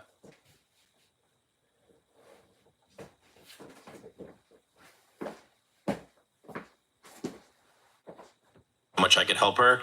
So now we help realtors that are not tech savvy with their digital presence. And we invented a digital business card that's a video-enabled digital card. So what happened is we built it really deep in the real estate space. So this applies to both business and YouTube channel. Is like I hear you talk about niche versus mass appeal. I have all these people that want the card, but I serve this real estate industry. There's 10 billion paper cards printed every year. We've got 1 million digital. So I'm debating from a point of view of exit as well as a point of view of a mass appeal on social and YouTube. Do I stay niche real estate or do I open myself up to the whole world? What are your thoughts? I have quick thoughts, and I'd love to hear you too. My quick thoughts would be, typically we think that we have saturated our niche before we've actually been anywhere near saturating our niche. And so look yourself in the mirror honestly and say, are we happy with the penetration we have in this market right now, or we uniquely know how to serve them? And if the answer is no, then I would go deeper to that market, unless you feel like the market isn't working. If you're like, this isn't actually working, we have some sort of product market fit flaw, then one of the product market fit issues could be the market, not the product is the fit. In which case, all you need to do is pivot to another audience. And you're like, oh, it's actually not realtors that need it. It is, and I didn't even realize that we're not having to sell this thing because the thing is uniquely situated to fix their pain. So I would ask yourself those 2 questions. And then the last thing I would say is, I like tiny experiments that don't have a serious impact on me if they go sideways. And so instead of like jumping in entirely to a new market, you might say, well, we kind of want to beta test with, right now we mostly sell to realtors in residential. What happens if we go to commercial? How could I test that where it would be easy, cheap, and a fast feedback loop? Material difference from any other segment. So let me test a different segment, which might actually be, I don't know, real estate property managers, and I might test the exact same thing.